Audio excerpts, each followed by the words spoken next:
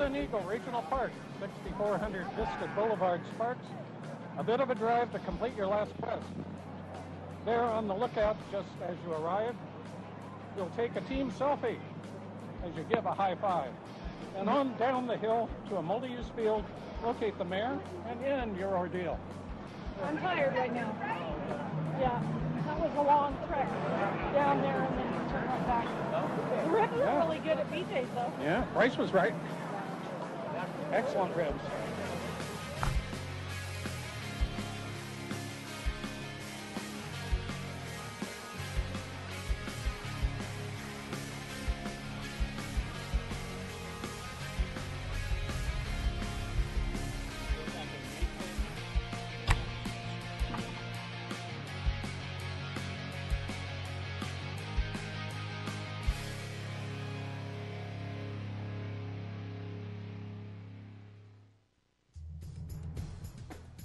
Golden Eagle Regional Park was created in 2008 and is the largest public works project in the history of Sparks. The state-of-the-art facility features 1.4 million square feet of artificial turf, the largest single installation in North America. Here is the final leg in the finish line to the spectacular sprint in Sparks. Teams must drive to the lookout point and take a selfie. There, they will be able to spot the mayor of the city of Sparks and myself, and will come down. The first to arrive will win the spectacular sprint. Woo, Archie got here first! Woo!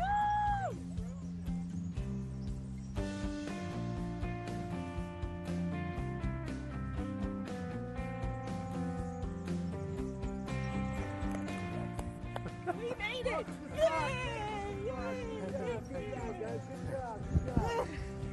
How's it going? How'd you get here so fast? Good job, ladies. Great.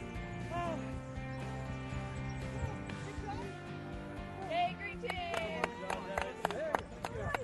Nice to meet you. The orange team, Jamie and John, are the winners of the first spectacular sprint in Sparks. I'm really proud to give you the first place prize, which is a $500 gift certificate to the outlet at Sparks. Mayor Martini, thank you for being part of the finish line today. It's awesome. That's good stuff. And on behalf of the entire city of Sparks, we want to thank our contestants and we want to thank our viewers for tuning in and observing and watching and learning a little bit more about the city of Sparks. Until next time, thanks for watching. Don't forget, it's happening here. That's good. Good job. Good job. Good job. Good job.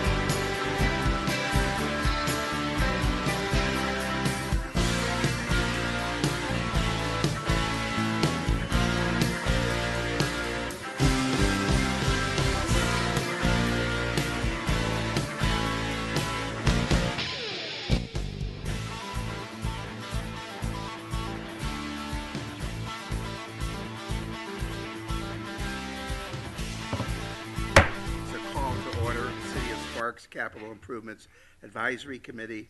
Notice of meeting and agenda dated Thursday, November 17th, 2016. Roll call.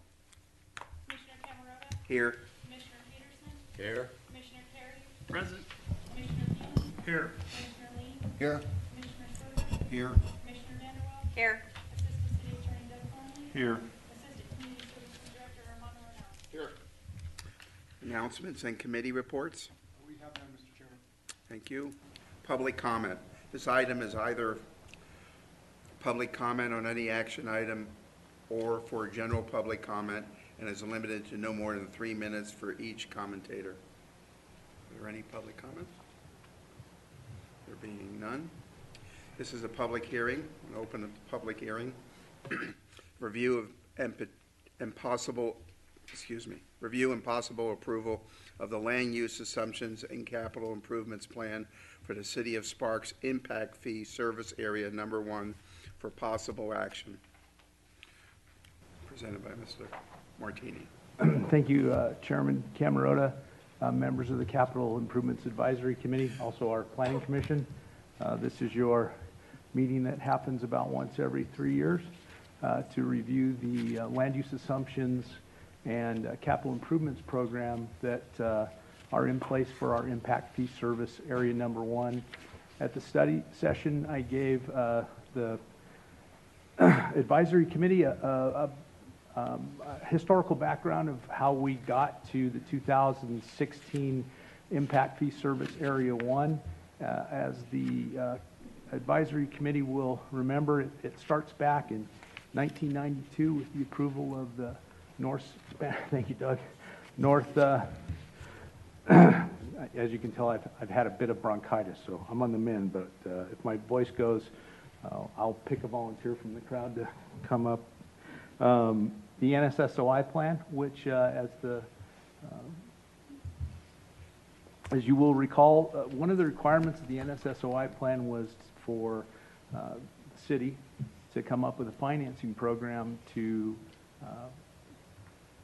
get the proposed developments that were part of the NSSOI to pay their fair share of the infrastructure.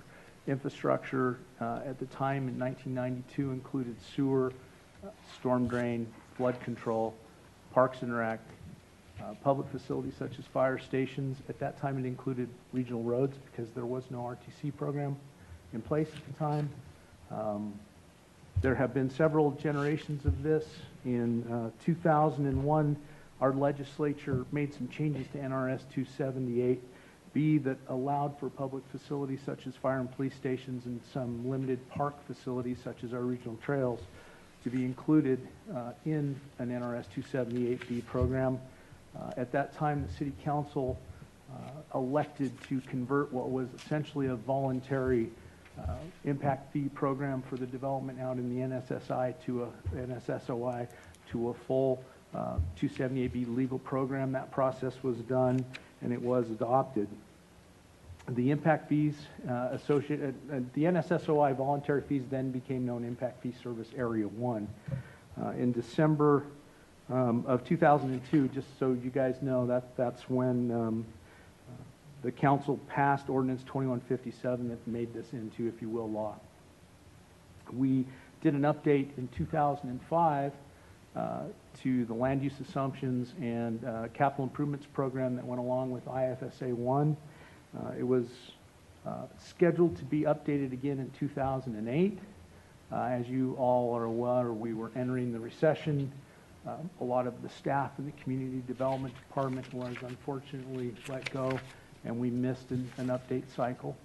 We did come before this body in 2013 with an update, and for the advisory committee to consider, there were a lot of changes between 2005 to 2013. Commissioner Lean, you can probably speak to this better than anybody.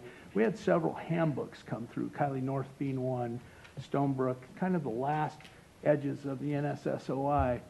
So there were quite a bit of land use changes between the 2005 and 2013 updates that added a number of units. We were in the heart of the recession even at the time of the update in 13. the land use analysis that was done in 2013, I feel we were very liberal in that land use analysis, where we didn't know where the economy was heading, what types of building products, be multifamily, single family, what type of general commercial could show up. We took a very liberal analysis of the land use at that time, and we had a lot of units that were included. So that brought the impact fees down substantially from the 2005 level of 2013. Let's fast forward to 2015, 2016. We have had quite a bit of renewed development activity. We have some foresight as to how some of our planned unit developments are likely to develop over the next 3 years. This time, staff had some guidance from the developers out there as to where they intend to take those. And I'm talking primarily of Kiley North, which is one of our biggest development areas left. Stonebrook, by the way, is coming back to life too. So staff prepared 3 analyses of Kiley North. One, which again is the very liberal analysis, similar to what we did in 13, a mid-range analysis of where that land use may go, and then a very conservative, very low density development pattern. We did have conversations with the Kiley North folks, including the group that just made a major purchase of the Phase 6 handbook in Lewis Development Corporation as a check on where we were seeing, where we thought Kiley North was likely to go over the next 3 years. That's one of the beauties of what state law requires us to do. We get to repeat this every 3 years. So if we're off a little bit this time, we get to catch up in 3 years. They agreed with the analysis for Kiley North. If you look in the staff report, under the analysis section, staff did prepare a comparative table from where we are in the 2016 land use analysis versus the 2013. And the advisory committee will note that we are showing about 1,000 units left. Based on questions in our study session that you all brought forward, I prepared a table that I've given to you physically, which shows you development area by development area. Most of those are our planned unit developments, areas that haven't put a handbook on them. I called them out by APN. You can see the relative changes, and you will note that it's mostly in the Kiley North development. So with the land use analysis completed, and a big thank you to Mr. Ian Crittenden, he did the yeoman's work. Just for the reminder, the cutoff for this analysis was December 30th of 2015. So it took us a little while. It took me a while to find a consultant. They're here tonight, Jeff House, Jeff Moran with Moran Consulting. They very graciously said, well, we're happy to take your data, recrunch the numbers for you, and prepare the report, and that's what's in front of you. Jeff took our capital improvements program that's shown at the end of the report. It's Fire Station 6 and the improvements to Fire 4. The remainder of the flood control facilities are shown in the figure. You'll notice, I'm sure in your review, you probably saw we still got a lot of regional trail to build out there. There is still a 12-acre community park at Golden Eagle that is still in the program to be funded and built. And then fire stations, just for the advisory committee to know, we finally paid off Fire Station 5 in this program. So fees coming in now will go towards 6 and the Station 4. So we are making progress towards fire. Jeff took what's left of the capital improvements program, did the calculations to increase it for inflation based on national data that they gathered for us. From the land use analysis and the capital improvements program, the formulas are shown in the report. They are the same formulas that were used originally in 1994. That's important for you guys to know. We have not changed the fundamental mechanism for calculating these fees, which is a requirement of state law. If we change the way we calculate them, we have to redo the entire program. So we have stayed consistent. They calculated the fees. The advisory committee will note that the fees have gone up fairly substantially as compared to the 2013 fees. We have single-family impact fees will go up by 18%, multifamily by 31%. General Business Park, 23%, general commercial, 39%, public facilities, 23% increase, tourist commercial, 25% increase, and lodging, 20%. And lodging is the 200 hotel rooms that will come with the Lazy Five Casino on Pyramid Highway if that ever gets built. It's a very small portion of the fees. While that number sounds, kind of drastic, please remember that the capital improvements costs have been inflated over a 3-year period for both what's left to be paid and what's coming, and we've dropped the number of units by nearly 1,000. So, to simple math, the number on the top got bigger, the divisor got a little smaller, the impact fees have gone up.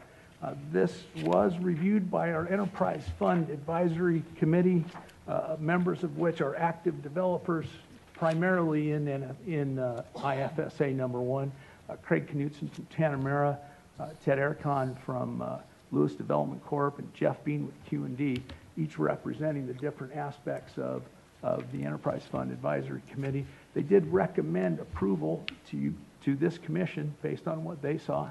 And that concludes my presentation. I'm here to answer questions. If you do have substantial questions regarding the methodology for doing the inflation or the way the calculations were done, the two fine gentlemen with their computer are here, and we're happy to answer any questions you may have. Mr. Chairman, Please. first of all, I want you to take this. Thanks, Tom. I'm going to make this really short. Okay. Can you explain the credits against the impact fees? Certainly, and that's a good point. Thanks for bringing that up. So the way that the system works, since we do have y'all are fairly new to this, if a developer comes in and wants to do, well, I'll take the Kiley Southern Development Division back, kind of got us started. As you have driven up Sparks Boulevard, after you pass Disc Drive and you're heading towards where the little golf course is, you'll notice you cross the big channel. That was one of the major flood control facilities that needed to go in, and that was done by Mr. Kiley. So the Planning Commission at that time, as that development started, placed a condition to start building that flood control infrastructure in exchange for credits against fees he would have to pay with each building permit. So for the purposes of an explanation, Mr. Kiley, say, spent $2 million to build that channel. The city issued him $2 million worth of credits, and they are literally in a checkbook. It's very analog, but it's darn near foolproof. He's got a copy, the city's got a copy. When he came in to start pulling building permits in Triple Crown and Mesa Meadows and all the early stuff, we just deducted the normal cost of the impact fee against his credits and kept a running balance. So there's two methods the infrastructure can be built. The developer can agree to build it for credit that he'll use against future fees, or simply pay cash, let it pile up in the account, and then we'll create a capital improvements project in our CIP and build it as a city-sponsored project using impact fees as the revenue source. Very good. Thank you, John. Thanks, Tom. Any further questions? Thank you, Mr. Chairman.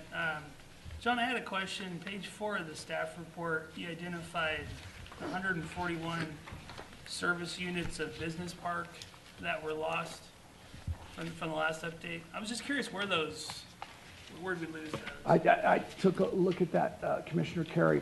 That was a mathematical error between the two based on acreage.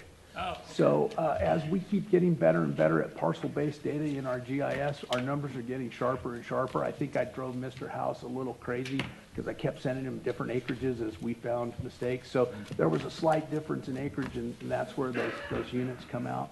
Okay, thank you. Mr. Chair? Yes. Other than Mr. Kiley, are there any other developers out there that have credits with the city of Sparks? Yes, there are Okay. numerous. So if we walk back in time, Lewis Homes had some credits. Okay. Ryan and Novartis back in the day had credits. Lennar, through their purchase of Pioneer Meadows, got Barker Homes' credits. Bailey McGaw had credits. A lot of the builders have done it. One of the bigger credit holders back in the day was Sparks Development Corporation. Ben Maddox and his crew, they actually advanced the Northwest Sanitary Sewer Interceptor through Kiley and up towards Lazy Five Park. to get the northern part of the Southern Development Division going in Kylie.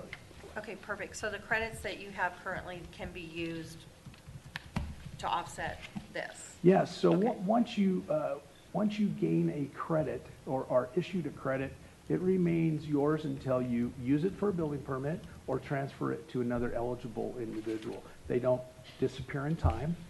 We've had, the RTC program, we had the 20-year issue. That's what I'm asking for. No, this impact fee program has never had an expiration date assigned with it. So if we issue your development company $1 million worth of credits, you will have them until you use them or sell them to someone else or trade them. Okay, terrific, thank you. The consultants from HMCI are here, shall we? They are. If you have questions or if you'd like to meet them, I can call them up. I think it'd be appropriate to give them some acknowledgement. Mr. House and Mr. Moran, come on up.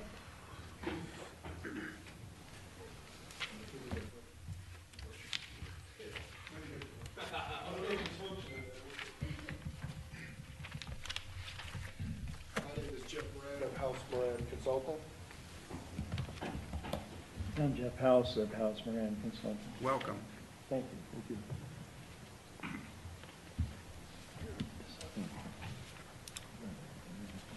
Any questions for the consultants? Yeah, Mr. Chairman, one of the things, and John went through that, and as we all talked, I was somewhat concerned of the large percentage changes from 13 to the 16. Obviously, a lot more than just escalations. Could you go through that a little more specifically? I know John went through it and went through that, but I just want to get that in the open because, somebody looking at these numbers would say that's way too much in 3 years. Right. When you say the 13 to the, it is Jeff Moran. Yes. The 13 to 16, what specifically are you referencing? I'm looking at the proposed impact fees in comparison to the fees. So I don't really have Is the staff question report. the 2016 versus the 2013? Yes, Okay. yes, those two. It just looks so large, and I know John went through it, but a little more specifics in the. Right. What I lack is the historical data Right. of each of these updates, right? Exactly. And there's, from my perspective in crunching the numbers, there's two big factors. It's the number of remaining units. Right. So if the master plan changes, there's a variable there. Right. And I thought John did a very good job. The numerator and the denominator, changing. So then also any proposed improvements, be it a fire station or a flood control, if it's something that wasn't planned prior and it's planned now, Right. that number increases. So that changes the math.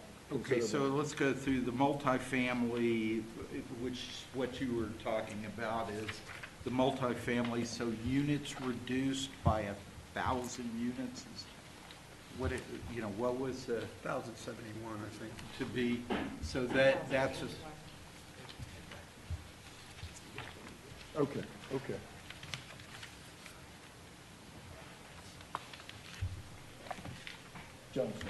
John's good. And I need to make something clear to the advisory committee. Right. The land use analysis was done by staff. Right. And provided to them as simply as data. They don't know why, they have no Oh, idea okay. why 1,000 units of multifamily disappeared, but I do. Okay. So when Let's Mr. go through. Crittenden did the 3 different analysis for Right. Kylie North, which is where the predominant changes in units are, he prepared 3. One, a very liberal look, which is very similar to what I used in 2013. A middle of the range, which we got confidence from by talking to the actual developers who are going to develop it, and a low range in case, instead of doing 30 multifamily units to the acre, they do 4, which we don't think that's realistic either. That mid-range number is what caused the reduction, and a lot of it is in multifamily. So some of the multifamily uses in Kylie North are quite large, and the developers are not seeing those developments going to that maximum density that I assumed in the 2013 update. So most of the changes are involved with that as far as the multifamily? Multifamily, there is some adjustment in, if you guys will recall, a lot of the handbooks provide amazing amount of flexibility. We'll take the Pioneer Meadows handbook, the MF 15A, you can either do multifamily or single family, your choice. So try and sit down and do a land use analysis and you know, Ian and I kind of have to guess. Luckily, this time coming in, Lennar, you guys saw the first apartment project. The last parcel at the end of Rolling Meadows, they have elected to go to to single family, so we're getting some clarity there. But if you don't have developers who have a vision of where they're going in the next 3 years, staff is just simply making some assumptions, and in 13, we chose to be very liberal. Right. Because we didn't know where this market would come back to. Got it. So with that more moderate, more realistic look in Kylie, the numbers are the numbers. It does boil down to that. It is simply a numerator and a denominator. If you went through the actual calculations for flood control and you see its impervious area and you divide this up and single family uses a little different amount of sewer. So, you know, it's distributed per its land use type with reasonable assumptions, which we haven't changed in the history of the program. Right. What does change is the number of units. Number of units. And that's, so so this analysis, land use analysis presented to you tonight by staff, you know, given to Mr. House and Mr. Moran for them to crunch the numbers on. That was done by staff, and this time we do have some intelligence from our developers as to where they see it in the next 3 years. Right. They could come in a year from now or 2 years from now and say, hey, we're going the other way. We do want 30 units to the acre right. multi instead of 18. But we'll know then, and we'll react to it in the next update. Okay. No, that's great. Now, the second one was on general commercial, which shows 39% increase. Mm-hmm. What's essentially happened on that would make such a big number? The relative change on part, when you see proportionally based on acreage, so a small change in general commercial, because there's a small number of acres in comparison to residential and multifamily, a small change causes a large change. Exactly. So what you're seeing is we had a little bit of a reduction in general commercial, and then you've got the cost of the capital improvements program inflating 3 years over each other. Sure. So that's causing that to show up as 39%. If you look at relative dollars, you'll notice it is 39% of the 2013 number, which was liberal. Right.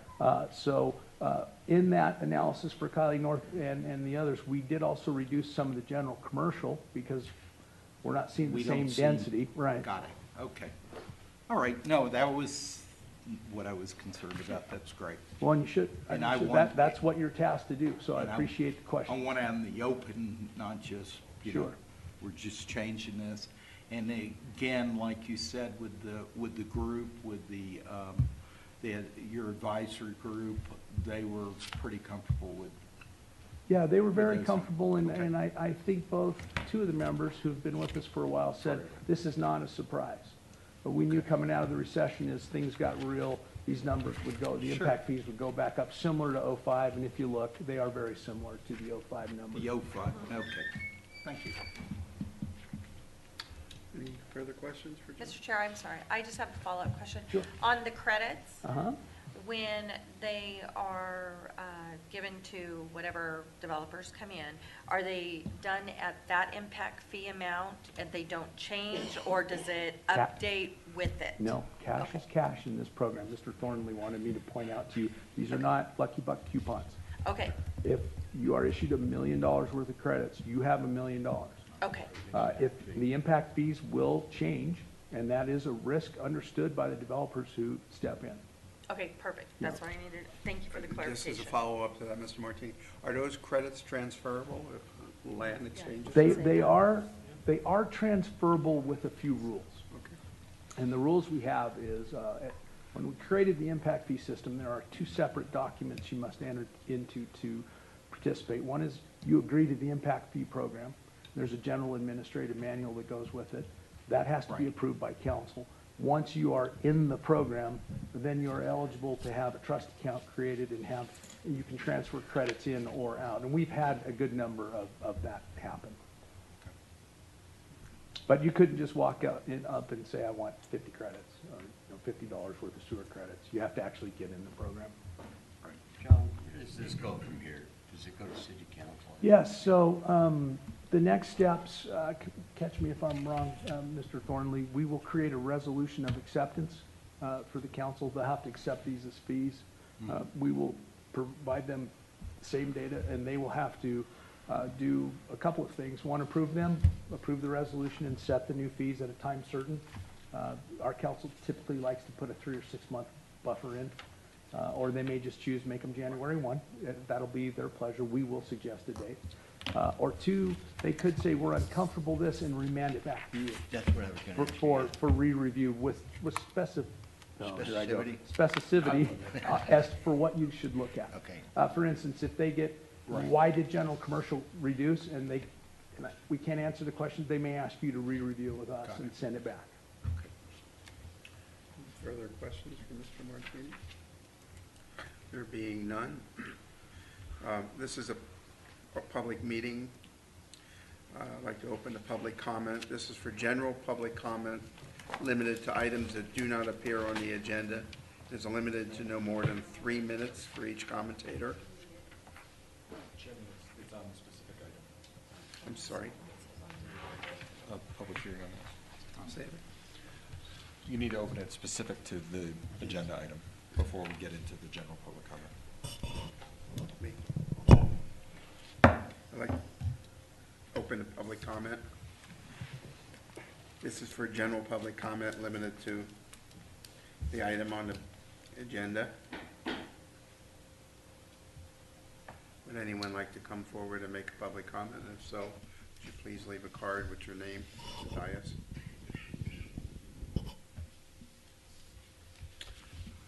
There being no public comment, public hearing, public comment is closed. Bring it back to the dais for comments from the committee. Mr. Chairman, I'd like to make a motion. So be it. I move to forward a recommendation of approval of the land use assumptions capital improvement program and proposed impact fees associated with impact fee service area 1 as attached to the staff report to the city council. Second. All in favor? Aye. Aye. Opposed? Motion carries. I'd like to adjourn this portion of the meeting.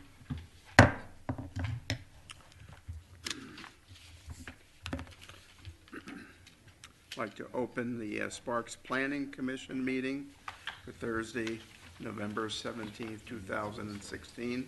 This is a call to order. Roll call. We have to do the general public comment for the committee. I'm sorry. Back to the first meeting. Back to the future. Reopen. General public comment. This is for public comment limited to items that do not appear on the agenda and is limited to no more than 3 minutes for each commentator pursuant to NRS 241020. No action may be taken upon a matter raised under this item until the matter has been specifically included on the agenda. Is there any public comment? There being none, bring it back to the dais, reopen. Comments from the committee? Mr. Chairman, I'll just, since we reconvened, I'd just like to say, I think with this impact fee system that we've had in place for about 20 years now, I think it's been a really innovative system that's done a lot of good in impact fee service area number 1. I know as a former member of the Parks and Rec Commission, we've been able to build a lot of really great recreational facilities within this impact fee area that really we wouldn't have been able to without this program. So commend the staff, commend the city, and the former leaders for looking at that. Thank you. Thank you, Mr. Carey. Any further comments from the commissioners? Yeah, I'd also like to make a comment. Going through this thing is so detailed, and you guys have done a great job. Very good job. Does that motion still stand in on this? Yes. Oh, yeah. All right, this is a call for an adjournment for the Capital Improvements Advisory Committee. We adjourn. Second. Thank you. This is a call to order for the Sparks Planning Commission meeting, Thursday, November 17th, 2016. Roll call.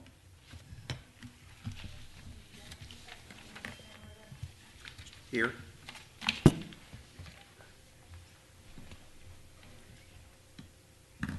Commissioner Camerota. Here. Commissioner Peterson. Here. Commissioner Perry. Present. Commissioner Fields. Here. Commissioner Lee. Here. Commissioner Furman. Here. Commissioner Vanderwaal. Here. Assistant City Attorney Doug Thornhill. Here. Assistant Community Services Director Armando Morales. Here. Public comment. This item is either for public comment on any action item or for general public comment and is limited to no more than 3 minutes for each commentator. There being none. Approval of the agenda. So move. All in Second. favor? All in favor? Aye. Opposed? Approval of the minutes. Move to approve. I'll second. I will abstain from absence. All in favor? Aye. Opposed? Announcements and committee reports. Chairman Camerota, we have neither any announcements and committee reports, nor do we have any informational items. Thank you, Armando. This is a public hearing for PCN 16041, consideration of impossible action on a conditional use permit, request to allow a car wash and vacuum stations on a site 1.61 acres in size in the PO Professional Office Zoning District located at 4600 Waidekin Road, Sparks, Nevada, for possible action. Mr. Ian Critton, presenter. Welcome. Mr. Chairman, members of the commission, bear with us a moment. We're having a few flickering technical difficulties, and we're gonna, I think we may go DocuCam just because it may be more reliable at this point. Maybe, we'll see.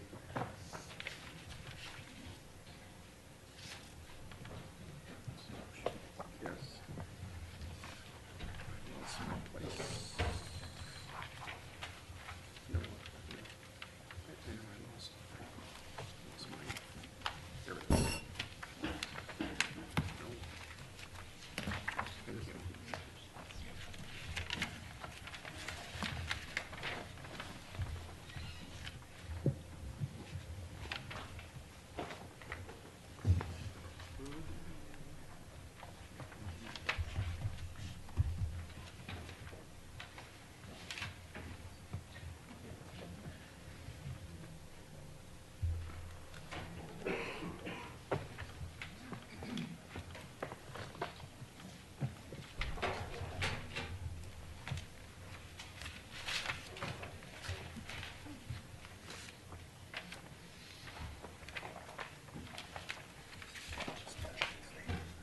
So it's no longer flickering here, but it's not up on those monitors, so we're still using it.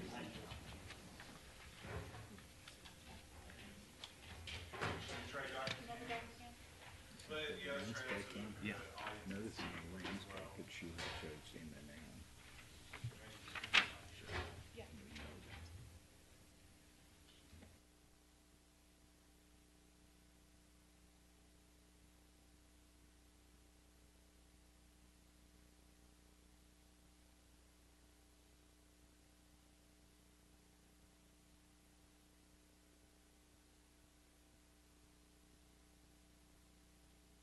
Senior planner.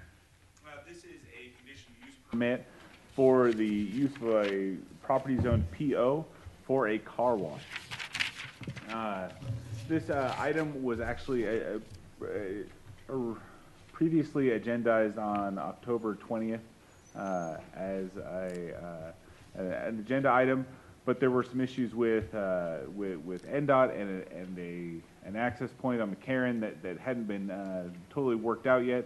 We think that they're at least worked to the point of a path to approval there, so we'll be presenting those items as we have them now.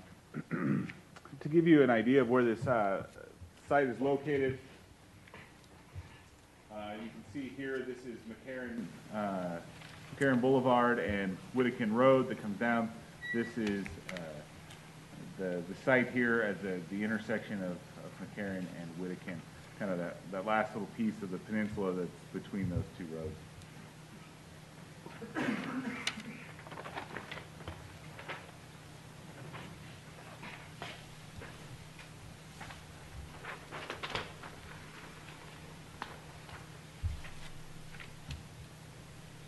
This is the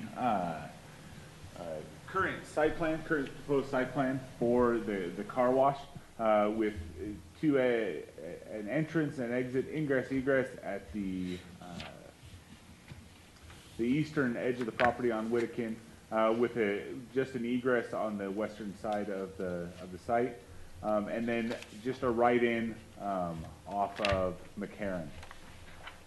This right-in is not approved by NDOT, but they did indicate through a letter and an email that was in your packet that it has a path to approval. There are some conditions that they've put on the developer to get that figured out, and our condition in the conditions of approval is that they meet the NDOT requirements.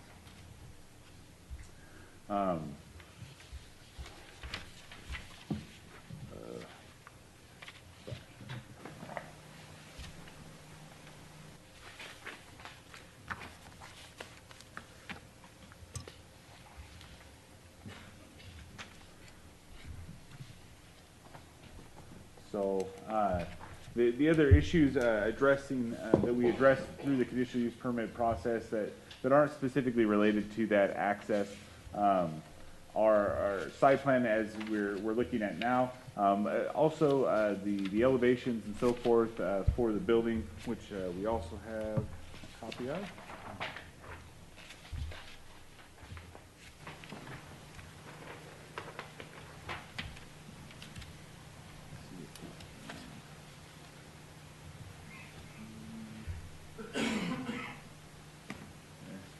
The DocuCam does not quite fit the entirety of the drawing we have, but staff looked at the provided elevations. Those elevations meet our design criteria for commercial buildings, both in articulation in color and material, as well as in articulation in the plane of those buildings. So it meets those standards. The applicant submitted a preliminary landscape plan that is in compliance with the code. Obviously, a final landscape plan will be part of the submittal for building permits, and we anticipate that to also have to meet those.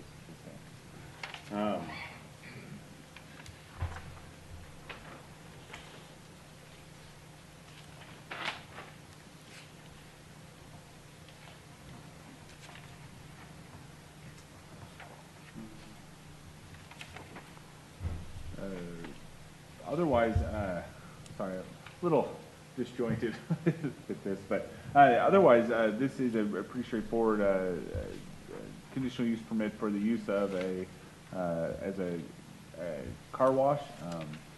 Staff didn't have any major concerns beyond the access issues that were addressed.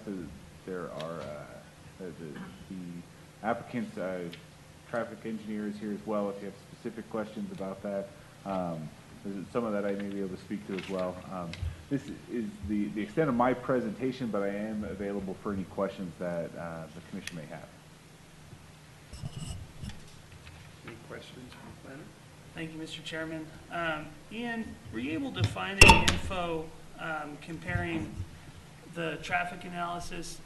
My understanding, looking at the letter in our report, it was 810 ADTs. What does that compare with the traditional office use? So the traffic engineer actually we updated them with your questions to make sure that they had an opportunity to kind of research those and have those questions put together. And basically, they looked at it as if this were to develop as an office, they assumed it would be a similar office to what's adjacent. Was their best way to estimate it, which is another medical office. The ADTs for that would be 885, which is actually higher than those anticipated for the car wash. The car wash also has 0 AM peak trips, which is low. The medical office would have 59 AM peak trips. The evening peak trips are 87 for the medical office and 81 for the car wash, so that's more or less a wash, but it appears that this is actually should be a lower traffic demand than a similar use to what's over there. Thank you. Any further questions for the planner?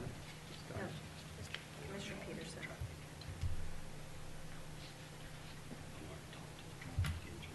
Okay. Can you bring the traffic engineer forward, please?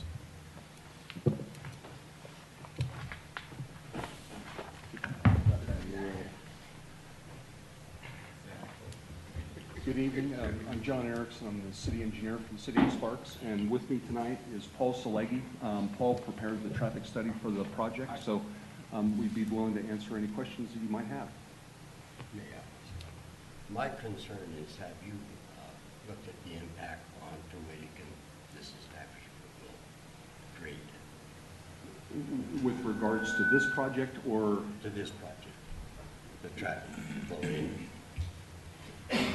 Well, I think that, you know, what we're going to be seeing on Wedekind with the improvements on Pyramid McCarran, it's the intent that we'll see a reduction in traffic with respect to the cut-through traffic that today is utilizing Wedekind.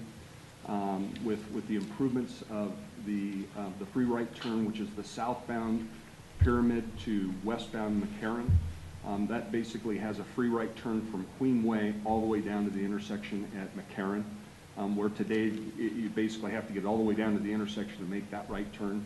So rather than the folks making that right turn onto Queen and then onto Wedekind, we'll now proceed down to the intersection, have a free right turn onto McCarran westbound, and they'll stay on McCarran rather than using Wedekind as a cut through. But with respect to the total number of trips, I believe, Paul, there was, in the PM, there was, I believe there's 16 left turns that would be that westbound, or excuse me, eastbound on McCarran would turn onto Wedekind. I believe it's 16 vehicles in the evening during that peak hour.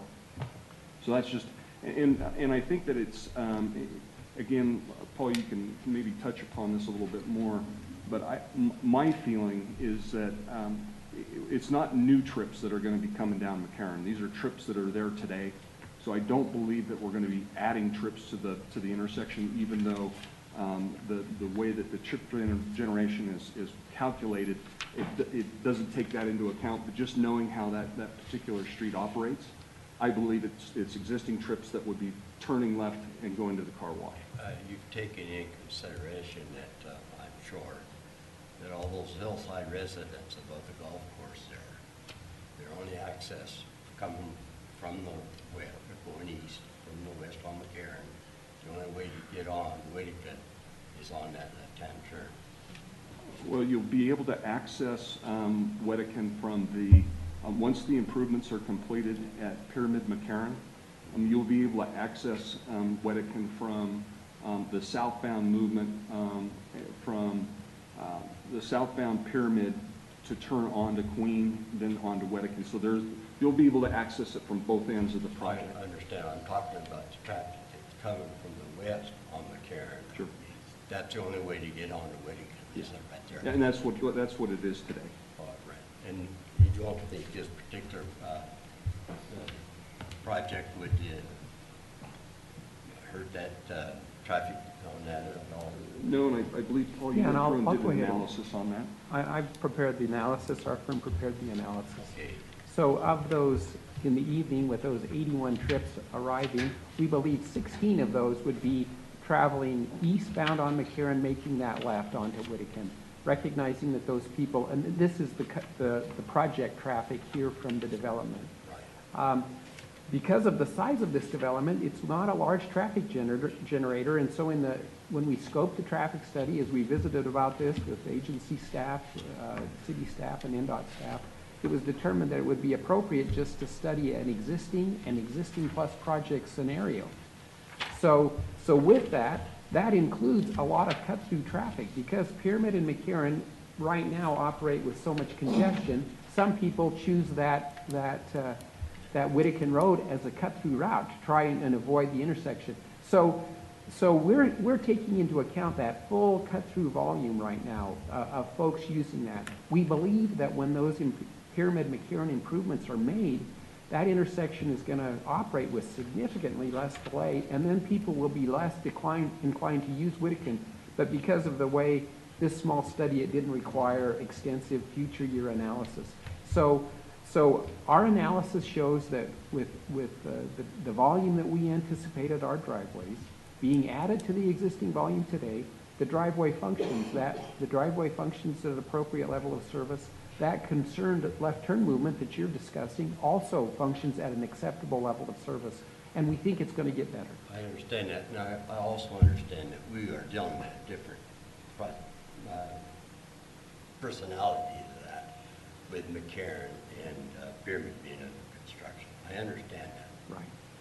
There are residents, quite a few residents, that they're on that hill that's just east of the golf course.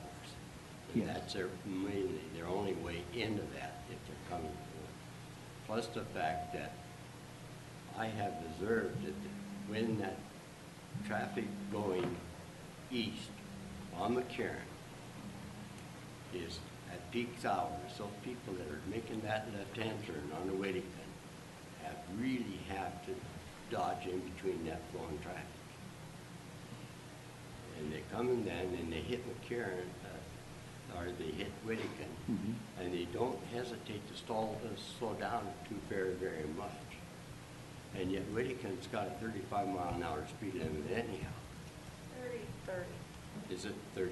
It's 30. Yeah, you're right, you're correct. It's 30 miles an hour. I'm just saying that is that feasible that these people are coming off of that Karen and they're hitting Whittakin at a very rapid pace. And according to what I have here on my map, that one of these exits on the Whittakin is coming out right there to that curve of that car wash. That driveway is designed to be an egress driveway only. It serves traffic exiting the site, which means that traffic on Whittakin, they have the right-of-way, and the traffic coming out the driveway, they have to yield and wait there for a gap. So the responsibility of yielding to that through traffic, even if they're a little over the speed limit, is clearly assigned to the driveway exiting movement. So it's clear to the far east end of the site before they have a full movement access into the car wash. So our hope was to get those congested movements away from that curve, away from that high-speed McCarran entrance. And so the east driveway over by the existing office building is the one where we serve full movements, where we'll have a little more friction there with somebody right turning in, decelerating to right turning in.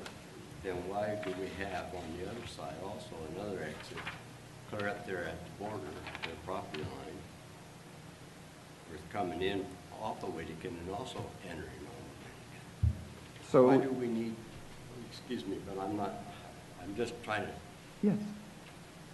to get a flow of this traffic, because I know how it comes off under Whittakin. But that I don't see why they need to have two exits off of that property onto Whittakin, one especially on that curve. Well, and the primary reason for the second axis is just to let the site circulate. You know, those car wash buildings, you have to enter one end of the building and come out the other. And so with the way the site is circulating, that the second driveway, egress only, allows the site to function. It allows the site to function with allowing the traffic to vent off and not have to circulate around the building in a counterflow direction. Let's just kind of touch upon the circulation. And so vehicles would enter into the car wash here. If for some reason someone didn't want to go through the car wash, there's an exit that's typical of a car wash. Then somebody that's going to go into the car wash comes through the car wash, comes out. They can either elect to go down to where the vacuum station is here, or exit the site, or come down, go to the vacuum station, back out, and then come back out onto Whittakin here. or if they wanted to go on Wedekin to go eastbound, they would just drive back up and turn right to get back on Wedekin. So that's the reason for having those two locations.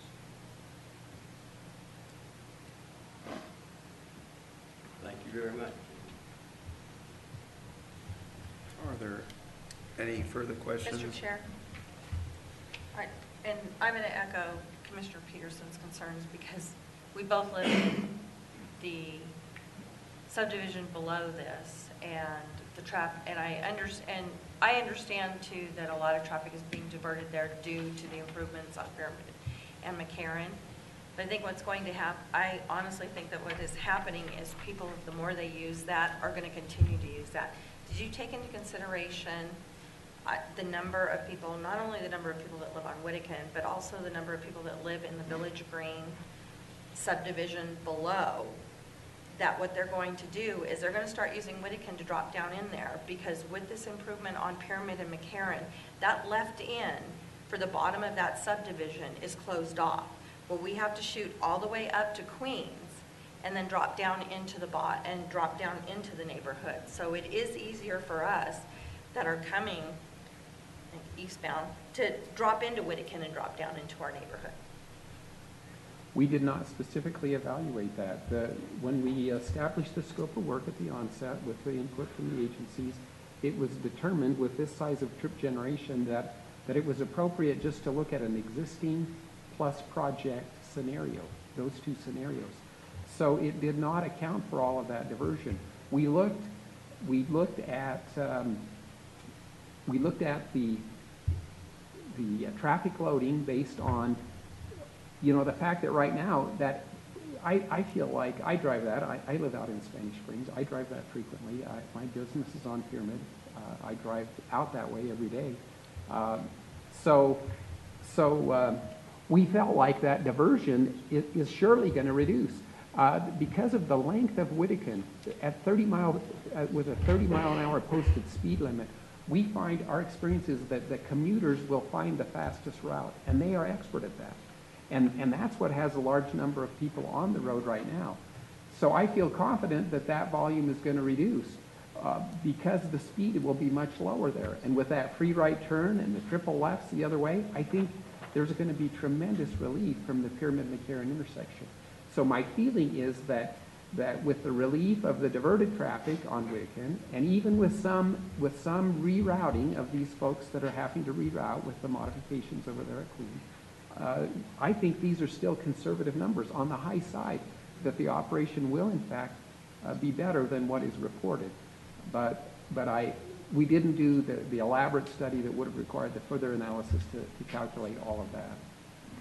But that's my personal feeling. I appreciate that. It's just, I just think that people are going to get used to doing that, and I mean, especially when they've shut our left in, it's just, and it's not even the miles per hour. It's just convenience and going back there and dropping down into, and we miss all of the traffic lights, so we're not sitting in traffic lights. Now, is that, just so that I understand. It's the Village Green subdivision. Yeah, so here's the Village Green subdivision. We would be heading northbound on Pyramid and being able to make that left-hand turn onto Emerson. Is that what your concern is? Right, they're closing that off. Yeah, and that, during peak times, you really can't use it now. Oh, no, I know. I live on the bottom of it. Yeah, I know. yeah. So, yeah, I get it. So it would be during non-peak times. I would assume that folks may use Wedekin to get back into Village Green. But again, it's non-peak times. Whereas today they're going up to Queenway to utilize the light. And so I think with the improvements that are occurring at Pyramid-McCarran, I think it's going to just increase the capacity of both McCarran and Pyramid to get up to Queenway, and then I don't think that people are going to take the time to drive around on Wedekin. Well, and then to follow that up, did you also take into consideration the traffic that the Catholic Church right there generates also? We did not. Okay. No, we did not include the rerouting of their traffic. Okay. All right, thank you. Our study focused on the weekdays, and with their large chapel, it's primarily a Sunday function, and that was outside of our purview. But it's also Wednesday, right? So it's Wednesday and Sunday. You know, we And worked. Saturdays. That's correct, Yeah. Saturday afternoons. When we were working on the project and developing the improvements on Pyramid McCarran, it was really a point made by the church to make sure that the access on McCarran was kept open for them. I mean, that was their primary access getting into the church side, from their point of view. Right, yeah, So which- because they which can is turn, this- right, which exactly, is they this can turn, driveway here. exactly. Yeah. But, and that's if they're coming down McCarran. If they're coming from Spanish Springs, they're shooting through Whittakin to drop down through the neighborhood to get into the church. Well, and time will tell that with the improvements of the intersection with that free right turn southbound, it may be faster for them rather than, driving through the neighborhood to get to the church. It would make more sense to come down to the intersection, slip directly onto McCarran, and then utilize the driveway on McCarran. Okay, perfect, thank you. You're welcome. Would one of you please put this particular project in the context of what's being described and explain for us whether or not this project contributes to the problem that's being described by the commission? The Village Green problem? No, not the Village Green problem. Or I suppose, yes, the Village Green problem, if that's what we're going to call it. But the general scenario that's being described by Commissioner Vanderwell and Commissioner Peterson, does this project contribute to that? In my professional opinion, no. And the reason for it is it just has a low trip generation, and especially in the morning. I mean, there's 0 trips, and so all that's going to be occurring is the trips in the afternoon. And like I mentioned earlier, I don't think it's new trips. It's trips that are on McCarran, and so they're just not going to be new. And so I don't believe there's going to be any concerns or issues with regards to this type of use. Thank you. You're welcome. Are there any further questions from the commissioners for the consultants? Mr. Chairman? Yes. If I may, while we have Paul and John up here. At the Planning Commission, or at the study session we had on Tuesday, there was some discussion about possible impact from the deceleration lane from the proposed conditional use that it may have on the church to the east. I was wondering if you might be able to address that for the record. I don't have any information on that. I have not been in those discussions with NDOT. Could you repeat that question? Yeah. At our study session, we were talking about the proposed deceleration lane for the right in, right off McCarran, how there could be a potential impact to the church to the east. They have a deceleration lane currently. If this proposed conditional use were to be approved and NDOT were to approve an encroachment permit, would there be any impact on the church to the east, on that existing lane usage that they have? There could be, and NDOT is requiring coordination, that this project coordinate with the church. That's one of the items that NDOT is requiring, that the church be notified and coordinated with, and to see if they would concur with sharing that area of their Excel, our decel, whether we could make that work. So the church is involved in conversations there as required by NDOT. Thank you. Any further questions for the consultants? Any further questions for the planner, Mr. Crittenden? Mr. Chairman, two other questions for staff, if I may. Sure. Mr. Crittenden, please come forward. Traffic related? Not traffic related, sorry. Planning staff. How many, what are the proposed hours of operation, and how many, I don't know if this is better for the applicant's representative, but how many jobs will be created from the proposed conditional use? Those are questions that I think the applicant would be able to better answer. They are here. If you want to come down, he may be able to better answer them. Apologies. No problem. Welcome. Please state your Good evening, Commissioner, Planning Commissioners, and the Chairman. Sorry, I'm Todd Gall with Surf Through. I'm one of the owners, so I can answer any specific questions about the operation, the car wash, when people after church tend to wash, not before at the same time. things like that. So anything you want, go ahead and ask. Yeah, I jumped the gun on my question, but I was curious, how many full-time positions will this proposed conditional use create, and what are your hours of operation? So the hours of operation are 7 to 7 in the winter time, the winter hours, and 7 to 9 in the daylight saving time hours. And we have a number of part-time employees, but then we have at least 8 full-time employees. So we usually carry about 20 people total on our schedules. But we have 7 to 9 is a pretty long day, so we have a lot of shifts to cover. So 8 full-time positions? Yeah, approximately. Okay, thank you. Any further questions for the applicant? Any further questions for staff? This is a public hearing. I'd like to open the public comment. Could I ask one more? Of course. Very specifically, it looks like the thing on McCarran, how critical is that to your project to have an access? That is the most critical part of our project, and if we don't get that access, we would not do the project. Okay. It would make it impossible. Yeah. Just because we want people to come off of McCarran, not have to go back around Wedekind. We want the people from the right-hand lane to access off McCarran.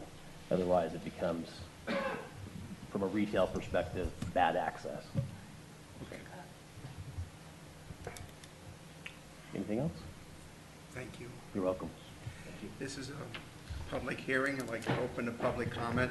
This item is either for public comment on any action item or for general public comment, and is limited to no more than 3 minutes for each commentator. Would anyone in the public like to come forward?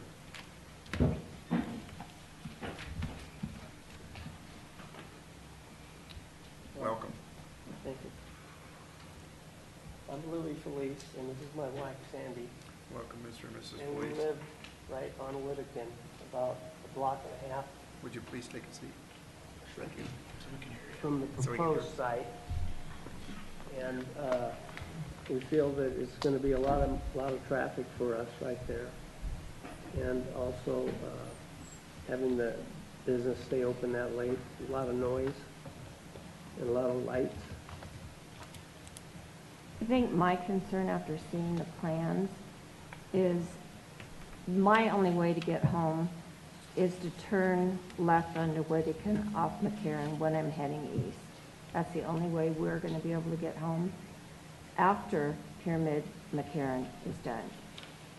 To have a driveway on that curve coming out when I'm going across traffic heading towards that curve is going to be dangerous. The other driveway on Whittakin that I saw in the plans tonight is going to be blind to the traffic that's going west on Whittakin because of, Structure. well, no, because of the landscaping that's on the businesses adjacent to it. People pulling out of that driveway to head east are not going to see the traffic that's coming towards them until they're out in the street. I'm concerned about trash blowing down Whittakin. The wind blows west to east, and unless it's contained, and unless that property is fenced so that it contains trash flying out of garbage cans at the car wash, it'll all end up blowing down Whittakin Road. Other than that, the hours of operation, that question was just answered. And the noise level is a concern. Some of these car washes have what sound like jet engines going off when they start up. And they're really noisy. So I'm concerned about the level, And the usually noise vacuum level. cleaners are on constantly. This is the first time we've seen the plans, what looks like, what the car wash is going to look like. It looks like the vacuums are all on McCarran, so that's probably not going to be an issue. But the car wash itself, and I'm concerned, I thought this was a standalone car wash, coin operated? where are all these employees? What are they doing? So those are our questions and our concerns. So we're against it. Yeah. Thank you. Just Would- like our questions Would answered. you, have you filled out a card at the end of the dais? Mm-mm. Thank you. Appreciate that.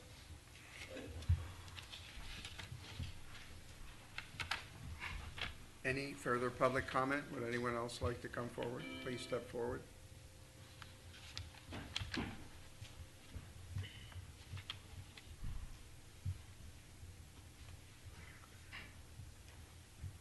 Welcome. Please state your name. Thank you, Mr. Chairman. My name is Deborah Weber. My husband and I own the office building adjacent to this project, and I have several questions. Because we do have winds, prevailing winds from the west, I wonder if a study has been done regarding smog from the idling cars. I also wonder what dust control will be like during construction. And to reiterate the previous citizens' comments, will there be litter control? Because everything will not only go down Whittakin, but I think the majority of it's going to be on our property. And ADT, does that mean average daily traffic? Trips. Trips. And I don't remember the numbers. 81, 810,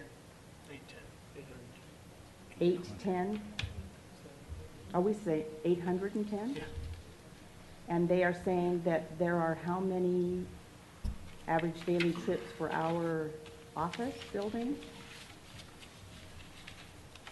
885 was what a typical. Extremely exaggerated. Half of our building is a dental office. The other half of the building, one half of the other half of the building is an accounting office and a resident agent office. The resident agent office gets zero traffic. Our office probably gets, and we're half the building, I would say 20 to 25 trips. Okay, and then do you double that for coming and going? Okay, so 50 probably maximum our office. The accounting office, not even near what we get. So that 800 and something is, it would be lovely. But I don't think one dentist can manage it. Also, the landscaping adjacent to our office. I noticed that the egress is right on our property line. I don't see any room for landscaping to act as a buffer. And I know it's probably been recommended or suggested that there be a traffic signal at McCarran and Whittakin. I understand that it's too close to Sullivan, it's too close to Rock to consider that.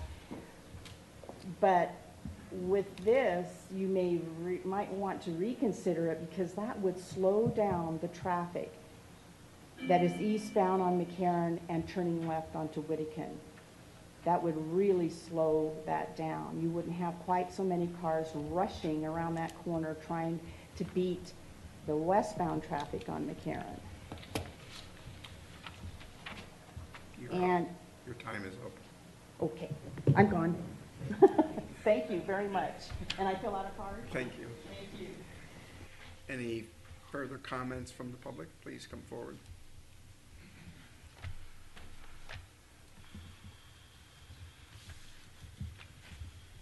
Welcome. State your name, please. Good evening. My name is Ed Lord, and my wife and I own Castles LLC. We're the property owners. We've owned and carried this property since 2002. And one of the things I'd like to mention here, which I think is pertinent is, according to Selegi traffic engineers, the number of trips, daily trips that would be generated compared to a medical facility. And keep in mind the scale of a medical facility that could be built on this property could be up to 18,000 square feet, which is significantly larger than the Weber Medical Office Building. And back in 2007, we were in escrow with the Reno Kidney Institute prior to them being bought out by DaVita, which is a huge international New York Stock Exchange dialysis company. And they were planning on building an 18,000 square foot building that would still leave ample space for parking and landscape allocation. Okay.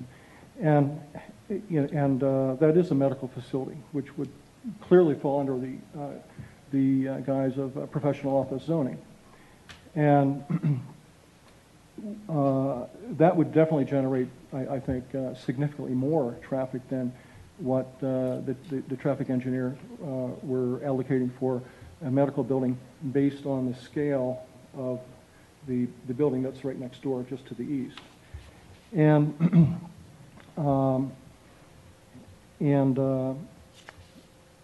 the other thing too is someone mentioned about the vacuum, Noise. the noise. I was just informed that their vacuum devices are actually isolated in a building, and that vacuum is plumbed to that remote site where they would actually pull in. There's no noise whatsoever. It's all isolated inside an enclosed building. And I really believe that this is a proper use. That is permissible and that is allowed under the current new zoning laws that was just recently changed. And we would certainly appreciate your consideration. Okay. Thank you. Thank you. Would you fill out a card, please? I will. Thank you. We're still in the public hearing. Would any other members from the public like to come forward? There being none, we'll close the public hearing. Bring it back to the commissioners for comments. Before that, I was going to say, Mr. Chairman, could Ian come back up? And there were some questions I think that the young lady had that maybe Ian could touch base on. Ian, one of them that was brought up was the cars idling and the smog. Mm-hmm. Apparently, I don't think we have anything to do with that, do we? Not to my knowledge. It's not something that staff looked at as part of our analysis of this. Right. And then the other thing during construction, the dust control, that's usually entered in with the administrator.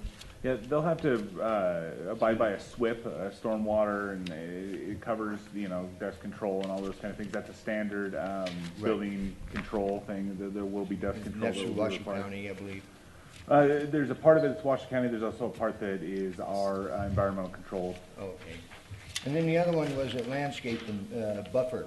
I know I went through the submitted plans here, and I really don't know. I can put that up. Give me a second Yeah, to if track you would. down my mess of papers that I've created.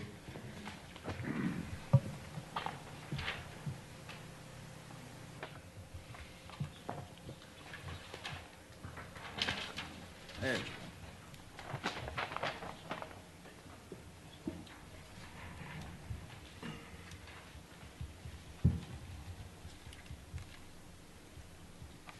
This is the preliminary landscape plan that the applicant provided.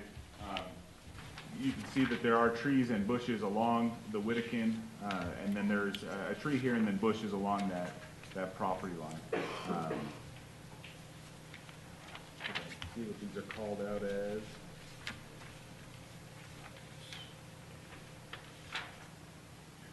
I think they might be dogwoods, maybe. B3. A lot of those are pears. There's a variety of trees that are involved. Yeah. And then there's a variety of shrubs as well. Yeah, I don't know what some of those plants are off the top of my head. I know, looking at these landscape plans, that if the project does get, if it does go through the planning commission, it's gonna look like a botanical garden there with, I mean, there's a lot of trees and shrubs and really, really nice trees too. They got ash and pears that, you know, come in the springtime, they're really beautiful once they bloom. So that's just what I wanted to address the ladies' concerns. Okay. Another concern I want to make sure, which I know we do, was a concern of sight distance from that far east. Yeah. Though, Go through there that. are site triangles, is what we often refer to them as. Essentially, there's an area there at those intersections that, or at the edge of those driveways that will need to be clear so that you can see. And those site distances have to be met during construction. We review those things. It's a requirement that they have visibility. Okay. Comments from the commissioners? One other thing is, on that landscape drawing, I want to show the landscape obviously is preliminary and shows an out onto McCarran. Yes, Could you comment on that one? Yeah, so the preliminary landscaping didn't get updated to reflect the more recent adaptation to the driveway, but it will need to be substantially similar. You know, we have plant counts that are required. The preliminary landscaping is just to make sure that they're understanding what we're requiring and that it seems to meet our requirements. We'll do a more in-depth review at the time of building permits to make sure it meets the counts for plants and spacing and those kind of requirements for landscaping. Next thing was on the conditions, specifically on the conditions. There were some questions, and I didn't find that. When can this be operated? What hours? As of right now, we don't have a condition that addresses hours of operation. Like as the applicant stated, 7 to 7 in the winter and 7 to 9 in the summer. That can be included as a condition if the planning commission feels it's required. But at this point, you don't have that as a We do not have condition, one. Sure. The other one that was mentioned was lighting. Our lighting requirements that are already in the code basically require that you don't spill any light over your property line. There's no light trespass essentially. And so they would be held to that requirement that's already in the code. So we didn't include a condition because it's already a requirement of code. Okay, and then as far as on a condition on noise, you know, there was some discussion there. Should that be a condition? Should it not? Is there under code a maximum noise? How do we handle that comment? My understanding is that no, we don't have a specific, noise is a really hard thing to drill down as specifically what can be allowed and how do you measure it. I know code enforcement does occasionally get involved when there are issues. And there are essentially general nuisance provisions in our code, and if something were out of far out of whack, essentially a complaint to code enforcement could be made, and there could be assessment based on that. But as far as I'm aware, there aren't any very specific noise-related regulations because it is really hard to measure and address. Okay. Mr. Chair, and probably for Ian, in the RTC letter, it stated regarding bicycle and pedestrian master plan that any development or redevelopment is encouraged to construct. And the applicant said that the best way in order to make this a viable project is off of McCarran. So if this is part of where we need to have sidewalks and possibly bicycles and 45 miles an hour, how is that all going to work together on an entrance to this project? I don't have an answer to that question. Looks like Armando may have something. Well, I was going to see if our city engineer had any comment on that question, or if not, we could take a recess and we could, see if we can address your question.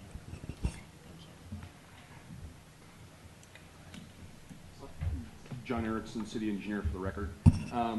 Today there are bicycle lanes on McCarran. And so the deceleration lane, when those vehicles are coming into that driveway, they're going to be at a speed where they're obviously going to be navigating with the bicyclists that are on McCarran, the pedestrian activity that's in the area. They'll be able to stop in such a close proximity to the crosswalk. So the speed coming around that corner is going to be relatively low. Thank you. You're welcome. Bring it back to the commission for comments. This commissioner has a comment. Due to a longstanding business relationship that is substantial and continuing, I must abstain from any consideration for this item as required by the Nevada Ethics and Government Law. So I can call for a vote. Any comments from the commissioners?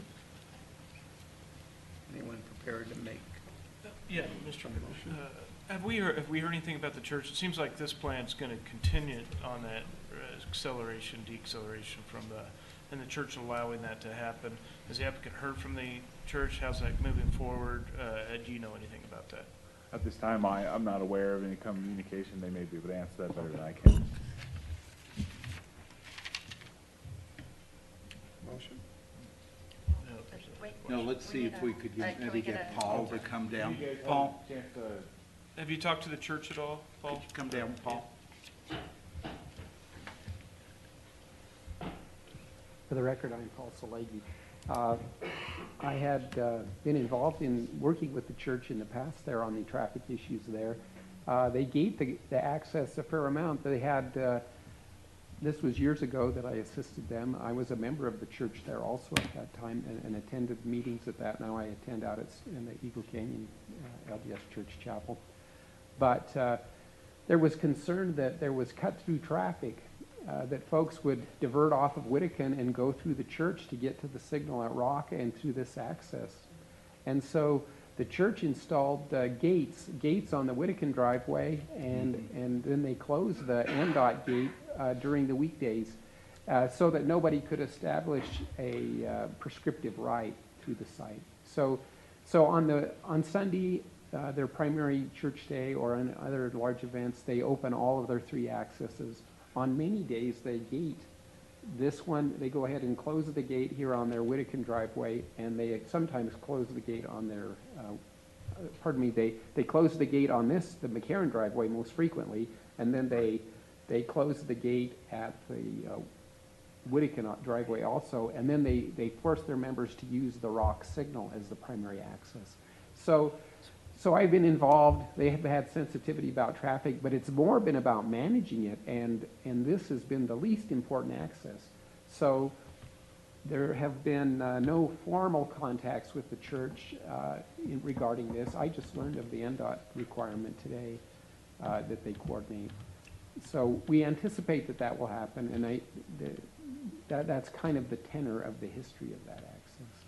Paul, question. So you're talking the gate that you close on McCarran, which I've seen it closed during the week, is the farthest west. That's correct. Right, that's the one. Southwest corner of the site, they close that one. And then you allow access at Rock at the light. Rock is always open. At that light, This right. west McCarran driveway is closed the most. The Whittakin driveway is open more, but not always.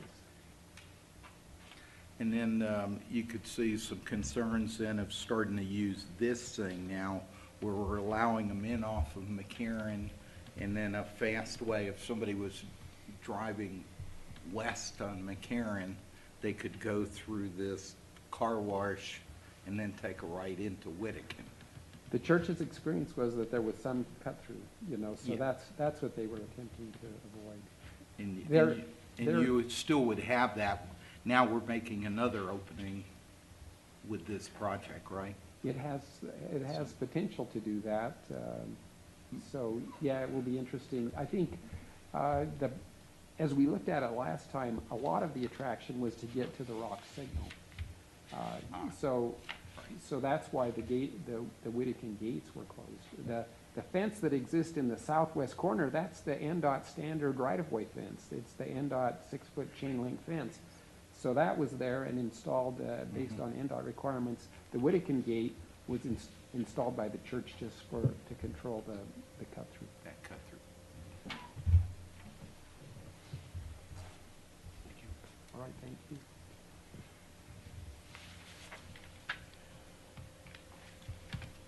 Is there a motion?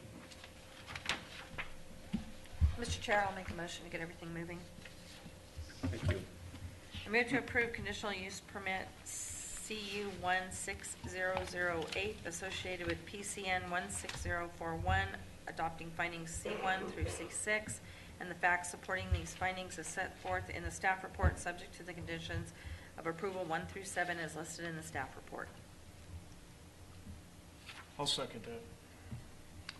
All in favor? Can we have discussion? Point of order? Mr. Chairman, can we have discussion on the motion? Yes. Yes. Thank you.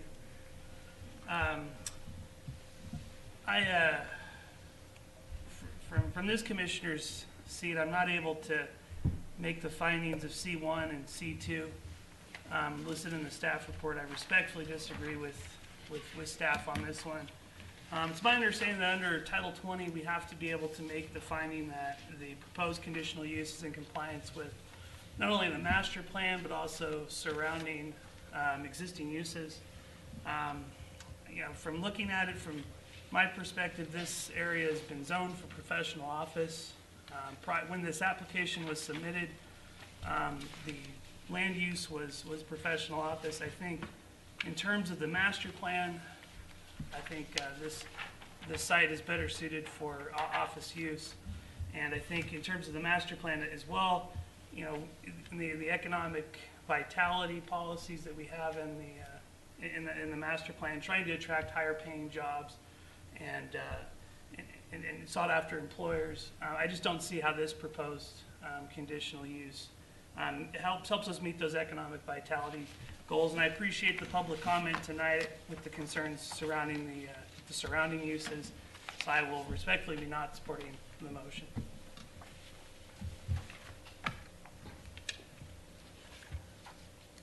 Mr. Chair, to clarify my approval of the conditional use permit, the reason I am is because of the fact of they still have to get approval from NDOT to get in on McCarran. And the thing is from the applicant stating that if they cannot get, if they can't come to an agreement with NDOT, that the project isn't viable. Okay. Call for motion. We have a motion. Is there a second? Yeah. Yep. All in favor? Aye. Aye. Opposed? Nay. Abstained? Can we clarify just for purpose of the minutes, the nays? Okay, Mr. Peterson and Mr. No. Okay. And then we had Point of abstention. One abstention.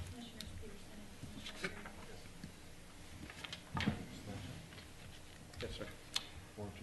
When you're ready to move on, I'd like to request a break so that we Yes, can. Okay. I'm ready to do that.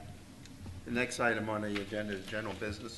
We'll ask for a 10-minute recess. Yeah, and I just wanted to clarify whether, given the audiovisual issues we're having this evening, whether we can do the presentation from regional planning, or at least maybe part of it. So, thank you. So we'll adjourn at 20 minutes to 8.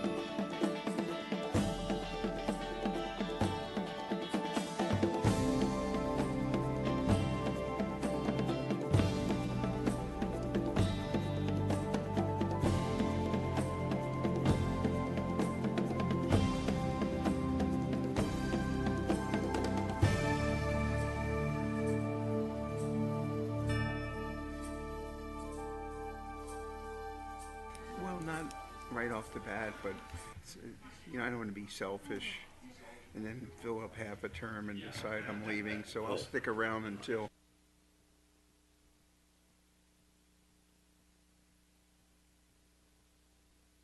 I thought you were going to stay at least another 4 years.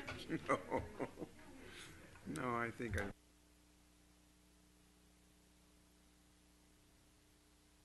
All right, we'd like to reconvene under general business, acknowledging some technical difficulties. The presentation by the Truckee Meadows Regional Planning Agency will discuss, the discussion will focus on the consensus forecast and the Truckee Meadows housing study. And these fine folks will come back in December, hopefully with our technical difficulties resolved. Welcome. They're resolved. Oh, they're resolved. Good job, George. Resolution. Oh, let's.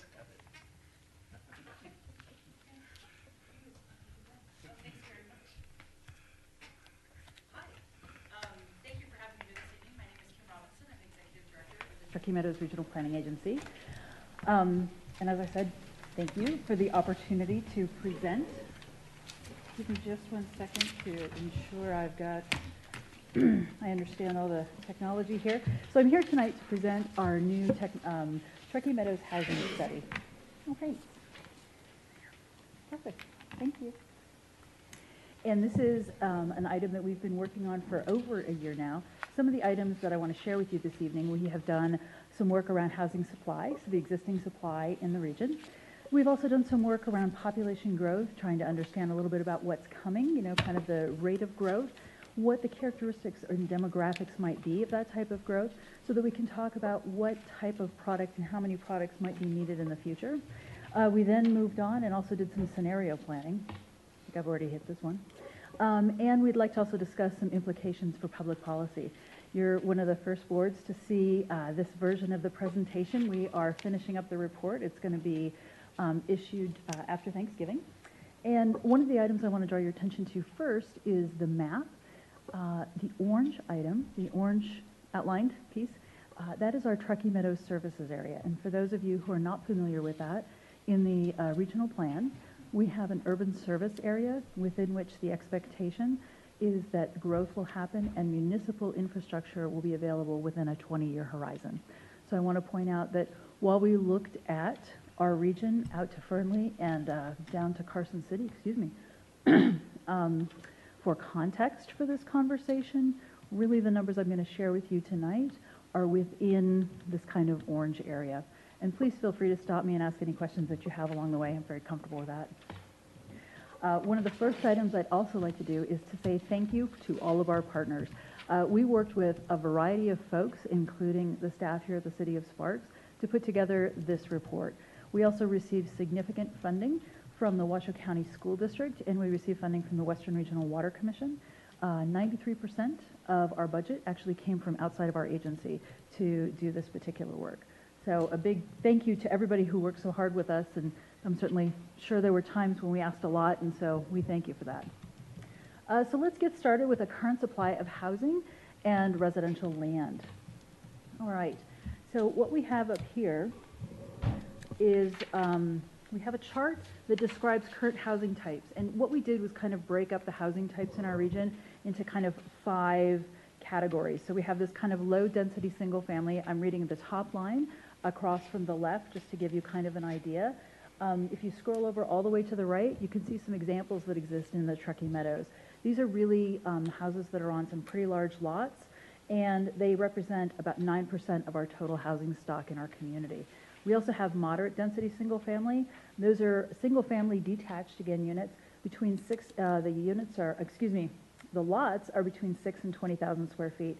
One of the items I'd like to point out is that's really at a 45% number of our total housing stock is in that one category. We also have something called, and it's very awkwardly named, high density single family, low density multifamily. We're trying to put a variety of things together there. It could be a single family detached on a smaller lot. It could be kind of a duplex.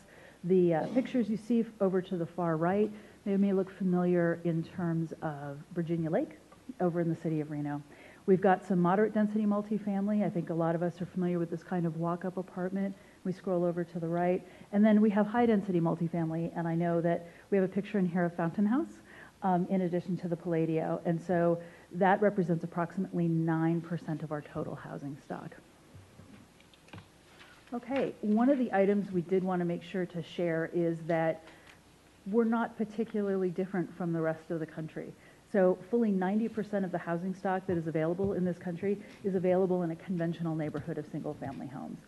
We thought that was a kind of a pretty interesting conversation, or point I should say, as we move into some conversations around changing demographics and perhaps some changing preferences around housing types. And I'd like to talk a little bit about methodology. This is the part that Jeremy usually talks about, so I'll do my best. But part of the way we started is to identify residential land using zoning, and that really comes from the Washoe County assessors. The idea here was to really be able to identify vacant residential parcels. So we're moving into this space now where we've talked about what the current housing stock is here now. Now we're going to talk about what lands can be built on and future housing can be created on. So to be able to do that, again, identify residential land, talk about what's vacant, and then talk about what it is that can be built upon that. And that really does come from zoning. And what you see before you is the result of that. So zoned residential land, as you can see at the bottom, we have captured the same type of housing types across the bottom, and those are color-coded into the map to be able to talk about what's currently zoned or currently possible today. What we want to make sure that folks know is that we've got almost 42,000 acres of suitable land in the TMSA to be built on right now. 95% of that is currently vacant. And 83,000 new homes could be built on this land with existing zoning as it stands today. Fully 2/3 would be lower moderate density single-family houses. But one of the issues, and we're going to touch on this a little bit later in the presentation, is that access to infrastructure is not equal across all of these locations, and so it can be a concern in some of those places. This is another way of looking at the potential housing units that could be built currently. I think the light blue one always stands out pretty high. That is 53% is currently sitting in that moderate density single family category. And this is, again, that breakdown of the approximately 83,000 potential units that could be built. One of the things we found interesting is in this, so kind of projecting out what could be built in the future, fully 53% is in that kind of moderate density single family category. That is higher than what has historically been built here, which is roughly in the 45% category. So almost a 10% difference at that point. Okay, let's talk a little bit about housing needs.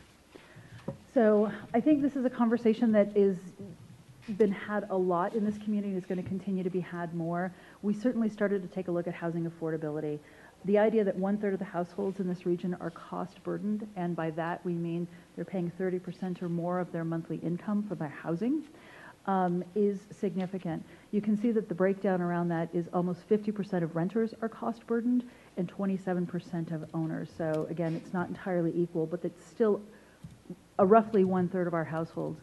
One of the conversations that we've been having in terms of this particular report is whether or not cost burden should be calculated just on housing, or if really we should be talking about housing and transportation within this community, and whether or not that should be at 30%. So additionally, 1/3 of the homes, yeah, sure. It's an interesting. So you're saying the rest of the country, what do they include transportation or not? What I'm saying is that it's an idea that has caught on in some places so far, let's say, and is a way to, we think, more accurately reflect the true cost of what housing is. Because if where you live does require you to be able to pay for transportation to then be able to go to your job or do other things, in essence, it is in addition to your housing cost.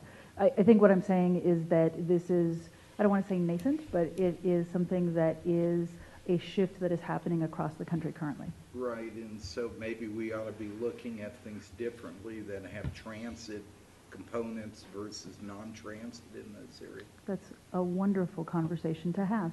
Mm-hmm. Because obviously that means what, $5,000–$10,000 on somebody.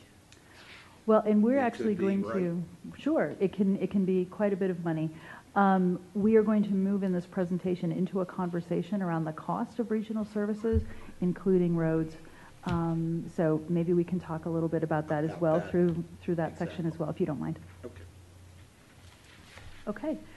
Again, I was going to mention that 1/3 of the households have incomes below $35,000. So the median rent that's listed on this particular slide is from 2015, when we were doing the work, $875. It has risen since then. One of the other items I know is that this is roughly the same for homes. So home price in 2015, median home price was at $250,000. That has risen also, which means less people have the capacity to be able to move into that. And this chart, I think, explains this particularly well. So what we have here on the left running down is annual income. And then we've broken that out by monthly income to say, okay, how much are folks making in the month, within a month? How many of the existing households in our community currently sit at that? What that affordable monthly housing cost is, and I want to be clear, that is the 30% strictly on housing in this conversation, because that is the accepted standard currently. What could look like an affordable monthly housing cost, the typical type of housing that someone may then be able to live in. And if you take a look at kind of the first three categories, so anywhere from $0 to about $60,000, that comes out to, I had this number memorized earlier today, I believe 55% of our community really cannot afford to be able to purchase a home here in our community. It really starts at about $60,000 that home ownership becomes a possibility, and that is continuing to become more difficult as home prices are continuing to increase. So we wanted to kind of share the idea that fully 55% of our population are in essence kind of blocked out of the conversation around home ownership. And that brings us to a conversation around an idea that it's called the missing middle. So what you see here on the left are detached single-family homes. On the far right, we see these kind of mid-rise apartment buildings. Historically, there's also been a variety of other products built, and that's what is trying to be shown here in this kind of missing middle piece, whether they're duplexes, triplexes, kind of townhomes, live-work spaces. Historically, this country has actually seen more of that earlier on kind of built, and there's this gap in housing.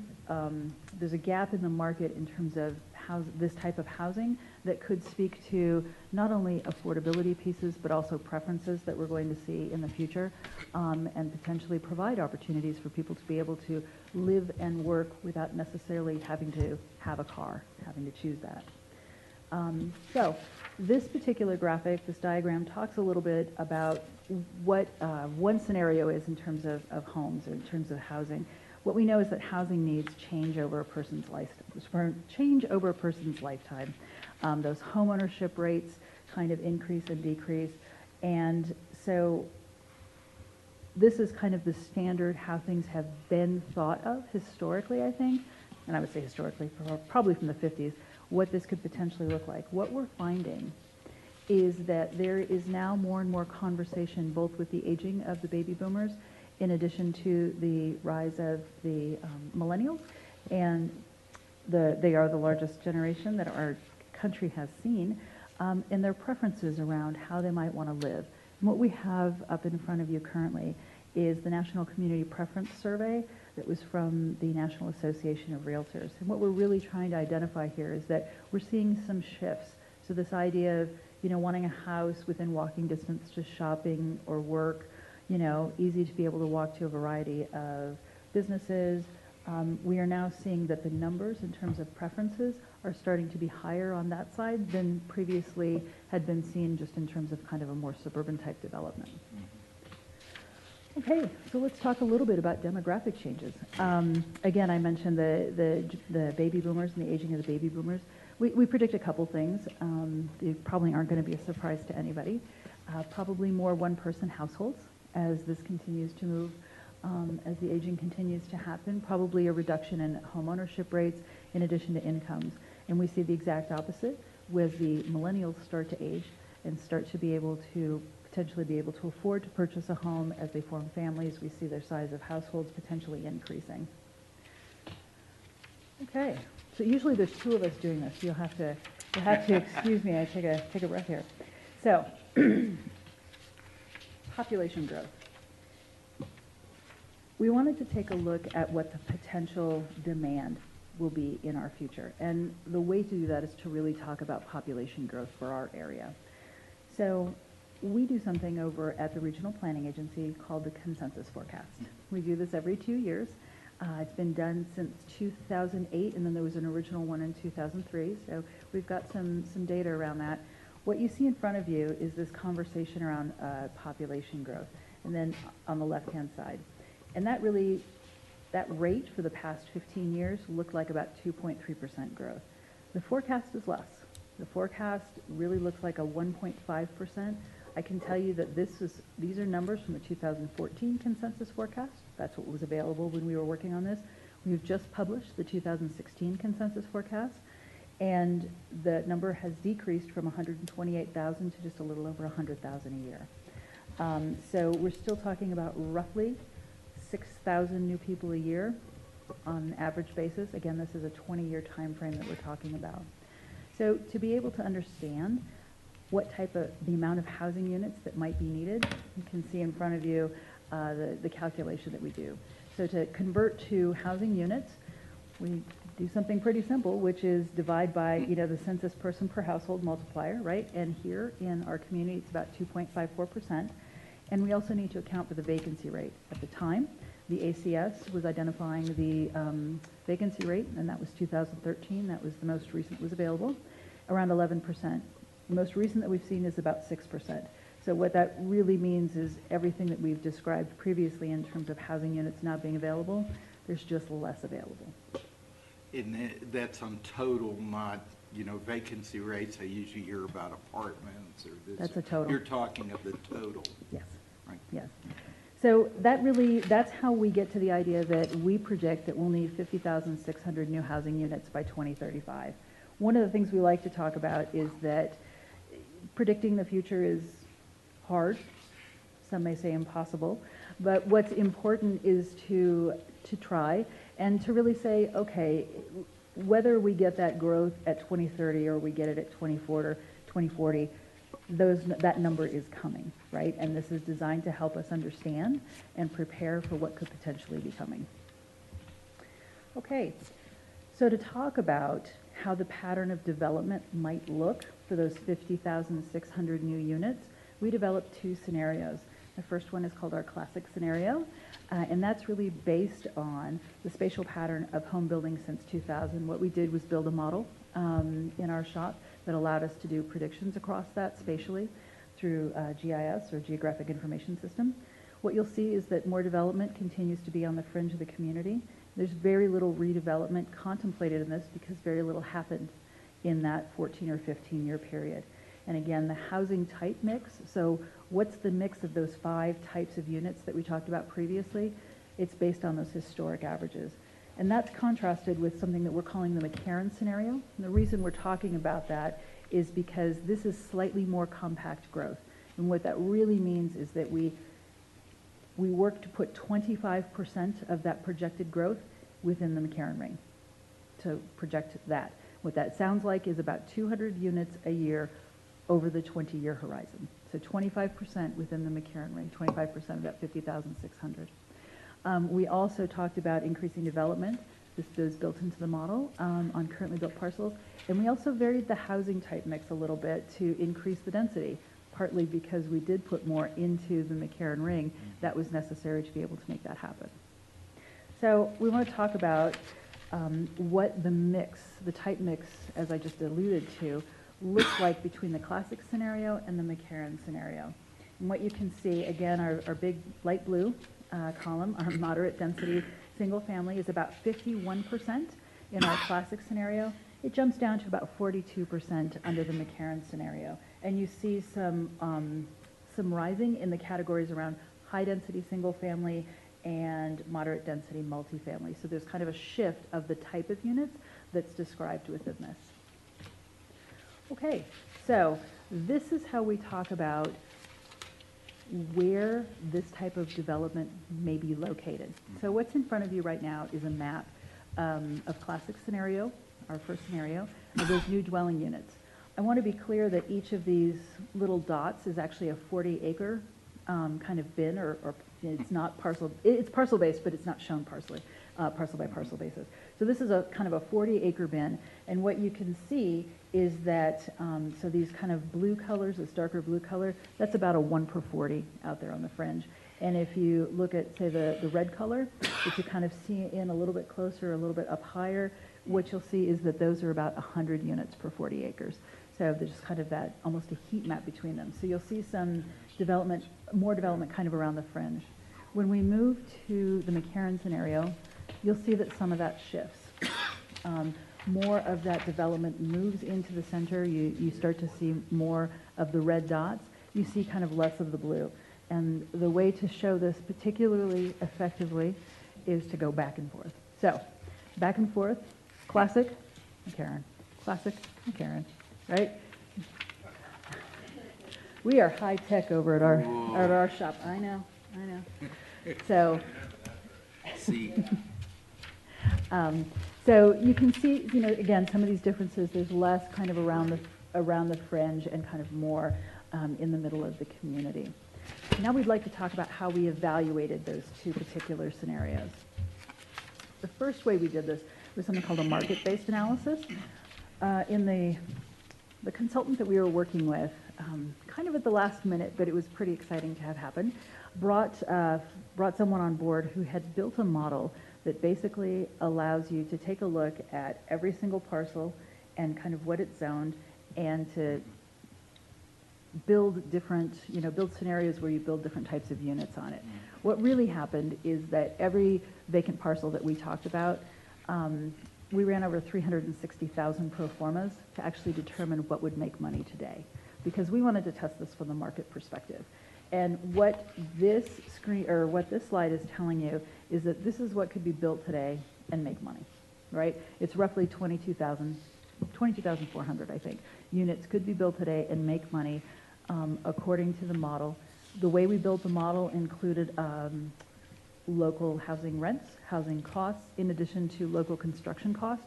We worked with approximately 4 or 5 developers to get those different costs so that we could feed that into the model. This is something that we think is particularly interesting and hope to be able to continue to do in the future and really refine to make it even better. Another way we took a look at the two scenarios is through some infrastructure capacity. So evaluating kind of that current extent of regional infrastructure. What you see on this map, this is really about water, wastewater, and major roads. As you can see, the blue is particularly well-served. The orange is underserved. And this kind of gray cloud that's showing up somewhat, I think, really tries to speak to kind of how far that extent might be, because we basically just drew kind of a perimeter around it. So in terms of that 83,000 units, potential units that we talked about, currently today we say 52,652 reside in the well-served area. And again, that's based on current zoning today. We took a look at the two scenarios across 4 regional services, transportation, school district, water, and wastewater. And we took a look at kind of what the different capital costs would be. We focused on capital costs on this, partially because it was a big job. We think that taking a look at operations and maintenance is something that could be indicated in the future. But what we see here, and let's start at the top with the Regional Transportation Commission. So the difference between the classic scenario and the McCarran scenario is roughly 9%, or more importantly, about $560 million. In the difference between how we actually build in that particular area. Schools was an interesting one, and one of the things we hadn't necessarily thought about. So water, wastewater, roads, those all kind of go to each single housing unit. Schools act differently. People travel to schools. What we found in working with the school district is that the need is so great in this community right now that the need is consistent, roughly consistent, and roughly locationally consistent with what's going to be necessary either way at this point in time. In terms of potable water, we worked with the Truckee Meadows Water Authority, and we did find a difference in capital costs there of about $115 million. Wastewater, we worked with Reno Sparks and Washoe County. I'm very thankful for all the help that we received from the staff. And we saw a 14% difference, or about $105 million. All total, the difference between, in capital costs, the difference between these two scenarios is roughly $800 million. Okay. So you're showing the transportation is the most? Yes, transportation is the most. And that is currently, that's based on the current travel demand model, Right. which is what we ran it through. And we think that, you know, this hasn't necessarily been, this work hasn't been done here before. We think it's interesting for our community. We think it's a good conversation. We think it's highly suggestive that there are more things to understand and more opportunities to look at this kind of infrastructure pieces, and again, to also discuss operations and maintenance. So I'm almost done. Implications for public policy. Let's talk a little bit about conclusions. One of our conclusions is sufficient opportunities for single-family housing development for over 10 years. That is already approved out there. But what we do need is more housing that's available to a variety of wage levels, and more types of housing that are available to demographic groups. We think there are not enough, what we found is that there are not enough opportunities for multifamily housing. And again, that more compact scenario has lower infrastructure costs on a per unit basis. It's about $17,600 lower per unit in a more compact scenario. Okay, so what are our next steps? Well, we would like to continue to work with our service providers to understand how development patterns really do affect infrastructure costs. We are doing a regional plan update, as I think many of you know, and we think it would be great to add scenario planning tools, just like we used here to build scenarios to talk about our future. We'd like to add that to our update. We think that the information that we've received here today and the conversations that will continue from this will be a good basis for some policy formation for the regional plan. There's an affordable housing forum that's actually scheduled for January, I believe, that we were just invited to. We think there's a big conversation around affordable housing that's really going to be starting at that point in time as well, or kind of kicked up, if you will. And we're excited to continue to work with that. We think there's a lot to be done there. And again, I mentioned that this analysis is very suggestive. The idea that we could potentially provide more of a direct link between development patterns and specific or individual projects is very interesting. With that, I also want to mention that in 2013, we were identified to harness the data in the Smarter Cities Challenge, which became Smarter Region. And the conversation was around not only building a data warehouse, but also creating the opportunity to bring together a variety of pieces of information, look at them comprehensively, and make better choices. And we think that the work that we've done here today on this housing study and what we can do in the future, having built some of that capacity, really starts to fulfill what we were charged with doing under this particular challenge. I'd like to say a big thank you to all of our partners. We've got some folks listed up here. Some of them are in the room. I'm going to call them out by name. And Andy and Jim and Armando, thank you so much for your help. We really appreciate it. Definitely could not have done it without you. So with that, that's the end of my presentation, and I'm available for any questions. Wow. I know, it's a lot, right? I know. About a year ago, Microsoft worked City of Reno, a smarter city. Is any of this tie in? The Smarter Cities piece that we just, so that was IBM? Yeah, that was IBM, excuse me. yes, Yeah. that was in 2013. So again, this idea that we, our agency was charged with kind of developing a data warehouse and building some analytics to be able to look at information. We think that that's really what we are doing here, because we've learned the ability to how to do this, and we can replicate it in a variety of ways. We've brought more information together than has been there previously. You know, I mean, what it's showing, like a 17,000 additional cost by not doing some planning and densifying, shows this area what will happen if we don't do that. That it's, to make things work out in our area are critical that we do that, and it shows in the master plans that we need to do that. Agreed. I'm glad you did learn something there. I did. That's from sitting on regional with you, my friend. Any further questions from Ms. Roberts? Thank you very much for your time. This will be available on our website, www.teamrpa.org, And please feel free to contact us if you'd like to learn more about this, or have us give a presentation somewhere else, because we're ready to take this roadshow everywhere. Can we have that website again, please? Sure, www.tmrpa.org. Thank you. Thanks, Kim. Thanks, Kim. Great job. All right. Item number 10 on the agenda is presentation of the draft 2016 sewer model, City of Sparks sanitary sewer master plan. Welcome. Good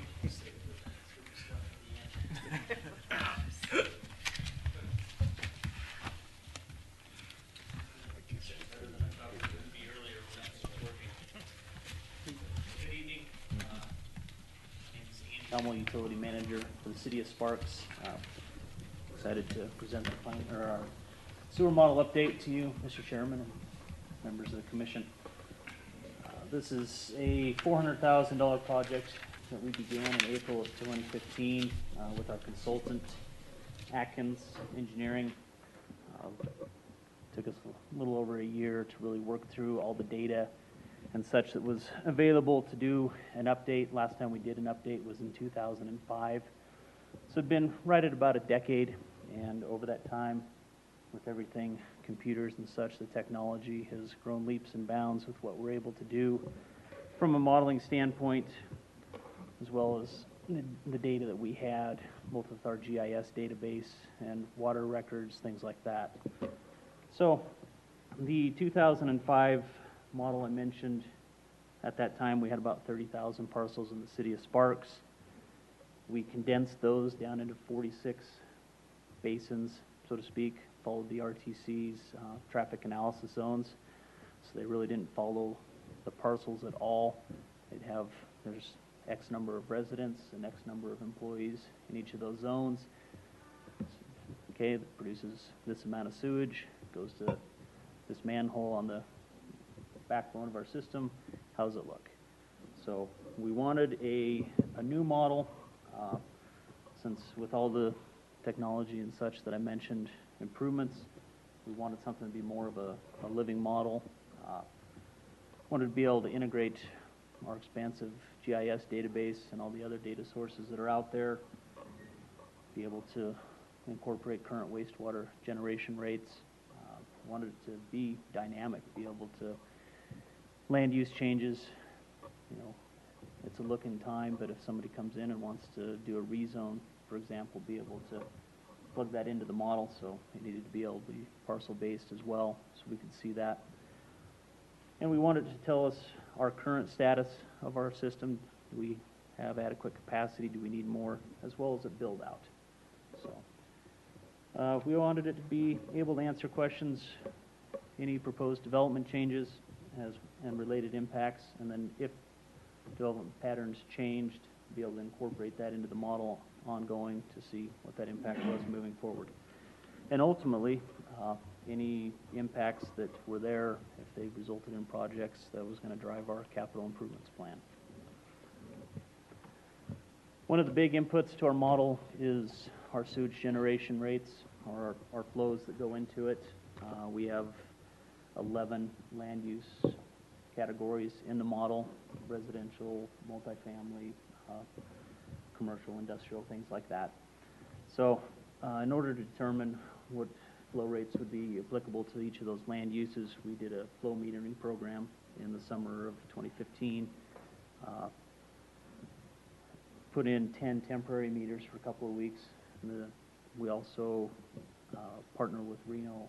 We have 6 permanent meters that affect or show flows in the city of Sparks on some of our larger infrastructure. So that's some long-term and some spot-in-time data. We also compared that to Tumwa's water meter data, which is the smaller map on the screen there. Their data is also on the parcel level.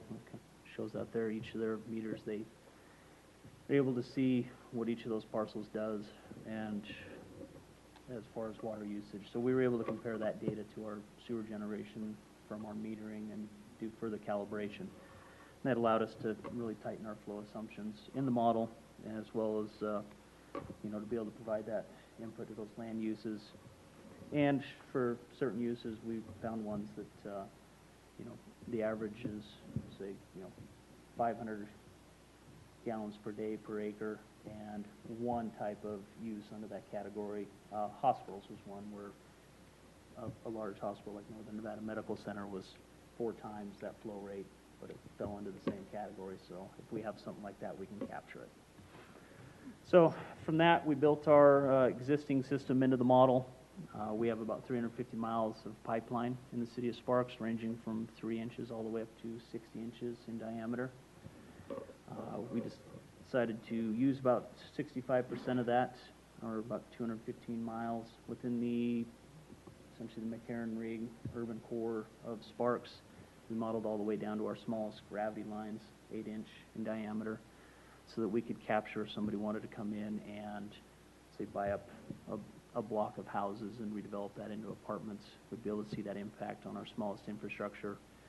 And then in Spanish Springs, we looked to more of the larger backbone, essentially 12 inches and larger, where those areas were more master planned. We know what's going to happen there, although in some cases, especially on the western side here, we did add all the way down to our smallest pipes for areas where we're anticipating growth might connect there, so we can see that.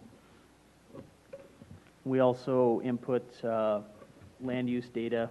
Our existing, we had about 39,000 residential dwelling units today, and then about just under 9,000 acres of non-residential to commercial industrial type uses, and working with our master plan data as well as TMRPA's housing projections to put in the build-out conditions. So with that, we were able to look at what capacity we have in our existing system. And to do that, we really looked at our interceptors, our larger pipes, the backbone of our system for clarity. But our color coding, red, we have less than 1 million gallons a day of capacity is what that shows. And then a range jumping up gets progressively more and more. Where we get the purple, we got 9 or greater million gallons a day. So for reference, 1 million gallons is roughly 5,500 residential dwelling units. Depends on the type, but kind of a frame of reference, 5,500.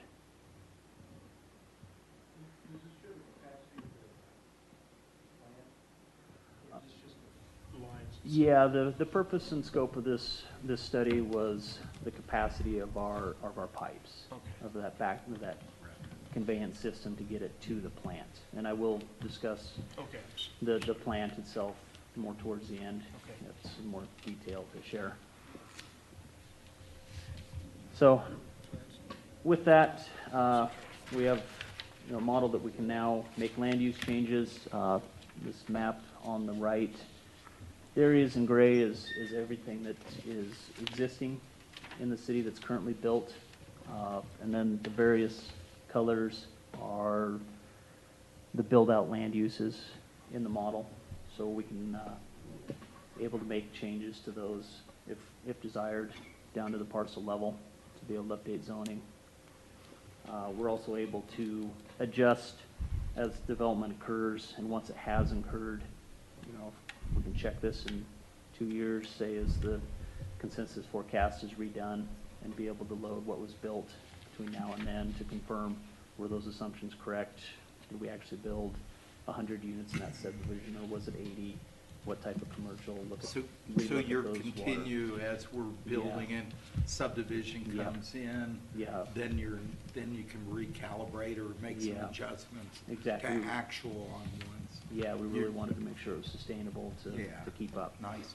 Yep. And it's quick. It's 15, 20 minutes for the consultant to load a change in and rerun it. So it's a tool that can be quick and help make informed decisions.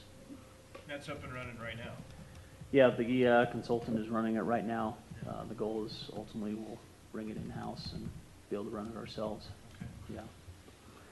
And we did this lower graphic to illustrate, much like Kim talked in her presentation, some of the outer parcels that we don't know what, you know, if they don't have a master plan or a handbook on them yet. Looked at the constraints on the property to make sure we were only taking account of the unconstrained portions, so slopes, wetlands, unbuildable areas, flood zones, things like that were removed from that available area. So that leads us to our build-out system capacity. This assumes full build-out of all the identified parcels within our sphere at current land uses. And it also assumes that all the capital improvement needs that the consultant identified were constructed. So we've built all the capacity improvements to make that work. They identified a CIP amount of $16.6 million in today's dollars, which in the world of sewer is cheap. So we're really happy with that result. That could change if we see drastic changes to land use patterns, but that's where we're at now. And as far as developing that CIP, I'll talk about this figure first real quick. Same color scheme that we had before. The red is the 1 million gallon per day or less, and then gradually gets to 9 or greater. Out on the fringes is where you start seeing the reds, oranges, and yellows, the lower amounts at build out. And then as you get closer to our treatment plant, Truckee Meadows Water Reclamation Facility, down kind of the lower right-hand side, we start getting to more of the purples, blues, and greens, which is what you would hope for and expect, that as everything comes together, you have that greater capacity to account for it. As far as developing the capital improvements, the CIP, we looked at capacity issues, really. From an engineering standpoint, the term that's used is D over D, or the depth of flow in the pipe over the diameter of pipe, so percentage full. And we looked at that in both a dry, normal day scenario as well as a wet or rain type situation. When we did our temporary metering, we got really lucky and had the meters in place during the storm, the big rain event that we had in the summer of 2015 that really affected the DeAndrea area. So we got really good data from that they were able to apply across the system. And also looked at it from a standpoint, is this something that needs to be done quickly? Is this an existing problem that needs to be addressed now, or is this a long-term, closer to build-out type situation? And with that, those long-term ones, they developed trigger points for us. Is this, you know, like I mentioned, something that's existing, do it now or soon? Is this something is going to be caused by a certain development or series of developments that we need to watch out for? Or is it potentially a septic conversion area that if that starts happening, we need to do improvements for? Now to the wastewater flow projections, that's the Tumwater question. Our current total contribution to Tumwater from the Sparks system is 9.43 million gallons per day. That is us, for the city of Sparks, that's we lease capacity or have capacity agreements with Sun Valley and Washoe County to convey and treat their flow as well. With Washoe County, it's the Spanish Springs unincorporated area.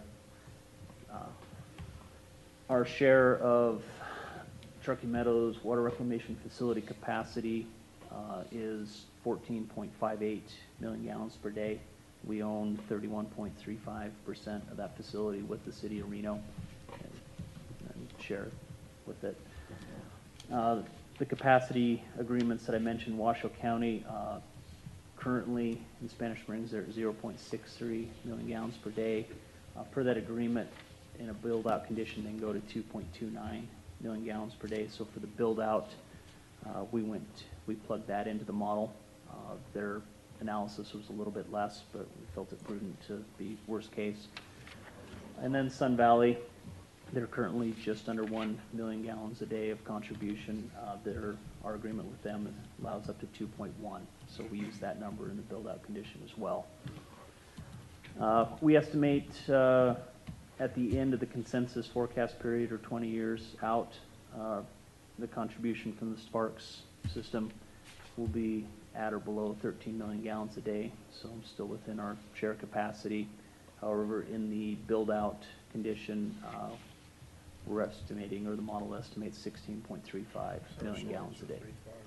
Yeah, so at some point we will need additional capacity or some type of efforts, and there's a lot of effort going on now from looking at reuse regulations to be able to, instead of put water in the river, do indirect potable reuse, things like that with it. We're looking at numerous technologies at the plant with UNR and others that look promising to help address some of these issues. So it is, well, separate from this, very related. So in summary, like I said, sewer capacity is really two components for the city of Sparks: our hydraulic or pipe capacity and treatment capacity. Those are very related, but require unique solutions. It's kind of hard to make a pipe just grow if you got it wrong. So we wanted to make sure we looked at build-out conditions. It's easier to put the right size pipe in than go do it twice, especially when most of the time these are in our major arterials and places like that that kind of follow the traffic. So it's a big impact to go change a pipe size if you missed it by one. But whereas the treatment plant, it might be expensive, but it's more of a plug a process in and less impact to the public that way. So we feel we've got a sewer model that'll be a powerful and dynamic planning tool for both land use and capital project decisions, and its ability to be updated with land use changes both before they happen and after is going to be a big asset. So with that, that's my presentation, and be happy to entertain any questions. Two questions, Mr. Chairman, if I may. First one I have is, what does the sewer capacity look like around our historic neighborhoods downtown? Essentially what I'm trying to get at with this question is, do we have enough capacity in the system to handle the planned density increases that our master plan calls for? With the, like I say, with the apartments downtown, things like that, those are built into the model. The interceptor that serves that is this orange line here, and then turns yellow and red. Basically, that's a worst case somewhere in that 1 to 2 million gallon per day capacity down there, closer to the where the bulk of the flow would hit, with those loaded into the model. Okay. And a follow-up, my other question is so you mentioned you would have to do an increase at the treatment facility. So with any kind of increase at the treatment facility, we'd be probably looking at changing our discharge permit and more reclaimed water back into the Truckee River. I think we would want to try to avoid that with our friends downstream. But I was wondering if you could kind of address that. And you mentioned some new technologies that were coming out to try to handle the growth at that facility. Yeah, one of the new technologies that they're currently testing is carbon columns to help take out more of the nitrogen. That's one of our more limiting constituents going into the river right now. That's showing a lot of promise. We're working on that with UNR. There's the standard, everybody has likely heard of reverse osmosis, that is kind of our big black box that we could plug in, expensive, and results in a brine, essentially salt water that we have to get rid of. That's not easy to do in an inland community. Yeah. So. Thank you. Okay, so I'm thinking of this, and we're looking at projects that we've been looking at. We're worried annexations of pieces of land, that do we really have the capacity or not? You're going to be able to give us some better data in these reports when we're looking at some of these planning, right, with this thing? Yeah, that's the. With that's this the- model, that's the idea. So you can do that with some of these areas that, as we're looking at these, give us a lot more help, I think. Yeah, that's the goal, help making. And that's the informed goal. Decision. Not, I was trying to think, not for consultants outside, but really it's the city looking at this thing. You're gonna keep control of this model, keep updating it, get it, like you say, when we start putting things online, and then be able to say, no, in that area, no, there's only an 8-inch line there, it's not gonna be able to. Yeah, or what's it gonna take to make it work? Or what will Yep. it take? You're gonna be able to go downstream and tell us. How much money you got? Yeah. Exactly. And it'll still be the consultant's responsibility to make sure their on-site I- works to get to us and Yeah. such, yeah. I see it a Yeah. great benefit to us, and I can see the Yeah. accuracies are going up so much by you actually taking readings of what it's actually doing instead of theoretical. Yeah. It's great. Yeah. Any further questions for staff? So purple's not necessarily bad. Purple's great. Purple's good. Yeah, yep, yep, yeah. I like colors. You got any purple land?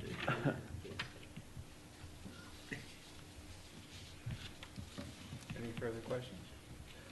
Pretty good. Look at good model. Well done. Thank you. Chairman, I have a comment, please. Yes. I'd just like to take a moment to give Mr. Hummel, Mr. Rundle, and Kim and her organization a lot of thank yous. This model is kind of a dream come true in the world of engineering. Really We've always is. dreamed about having a consolidated land use and hydraulic model where, as Andrew talked about, it's dynamic, you can make changes, you can see what happens. The housing study, the population studies, they all come together to help us with this tool. So I know that as we looked at the annexation, there was a lot of heartburn on both sides of this table. This is the tool we've been envisioning to help get to some of those decisions as well as some policy decisions. So I appreciate your patience. I hope you have a lot to take home after seeing what Andrew has seen or has identified to you, that we are building the tools to help all of us make a lot of, at times, very difficult decisions. It will be the best model we can afford, and it is based on a lot of real data, and it will keep up with our land use. Mr. Rundle, in discussions with Mr. Ornelas and Mr. Kreutz and Mr. Erickson today, we are contemplating making complete updates to this model every 2 years with the consensus forecast, tying them together. So we'll have population data, we will have our sewer study, we can update the council and the planning commission as to where we are. So we're excited to bring this tool into this realm. Tom, you've sat here for years, I was gonna you ever say. see this before? No, 10 years too late. You would ask us how we doing on sewer, and we'd go, Yeah. great, Well, I you know? know. Yeah, so now we'll know. Well, if you're excited, we're excited. Oh, you have no idea how excited we are. Well, we're pretty excited. I So would thank you very much. Say an additional step to this is to let the general public know how things are progressing here, and a little informational piece and all of this, maybe at the city, city desk or something, to coalesce all of this would be, I think this is wonderful information for the public to absorb, knowing how proactive this group is. Thank you, Andy. Well done. Thank you, Ed. Thank you, Andy. Good job. Okay, public comment. This is for general public comment limited to items that do not appear on the agenda and is limited to no more than 3 minutes for each commentator pursuant to NRS 241.020. No action may be taken upon a matter raised under this item until the matter has been specifically included on an agenda. Is there any public comment? There being none, bring it back to the dais for comments from the commissioners.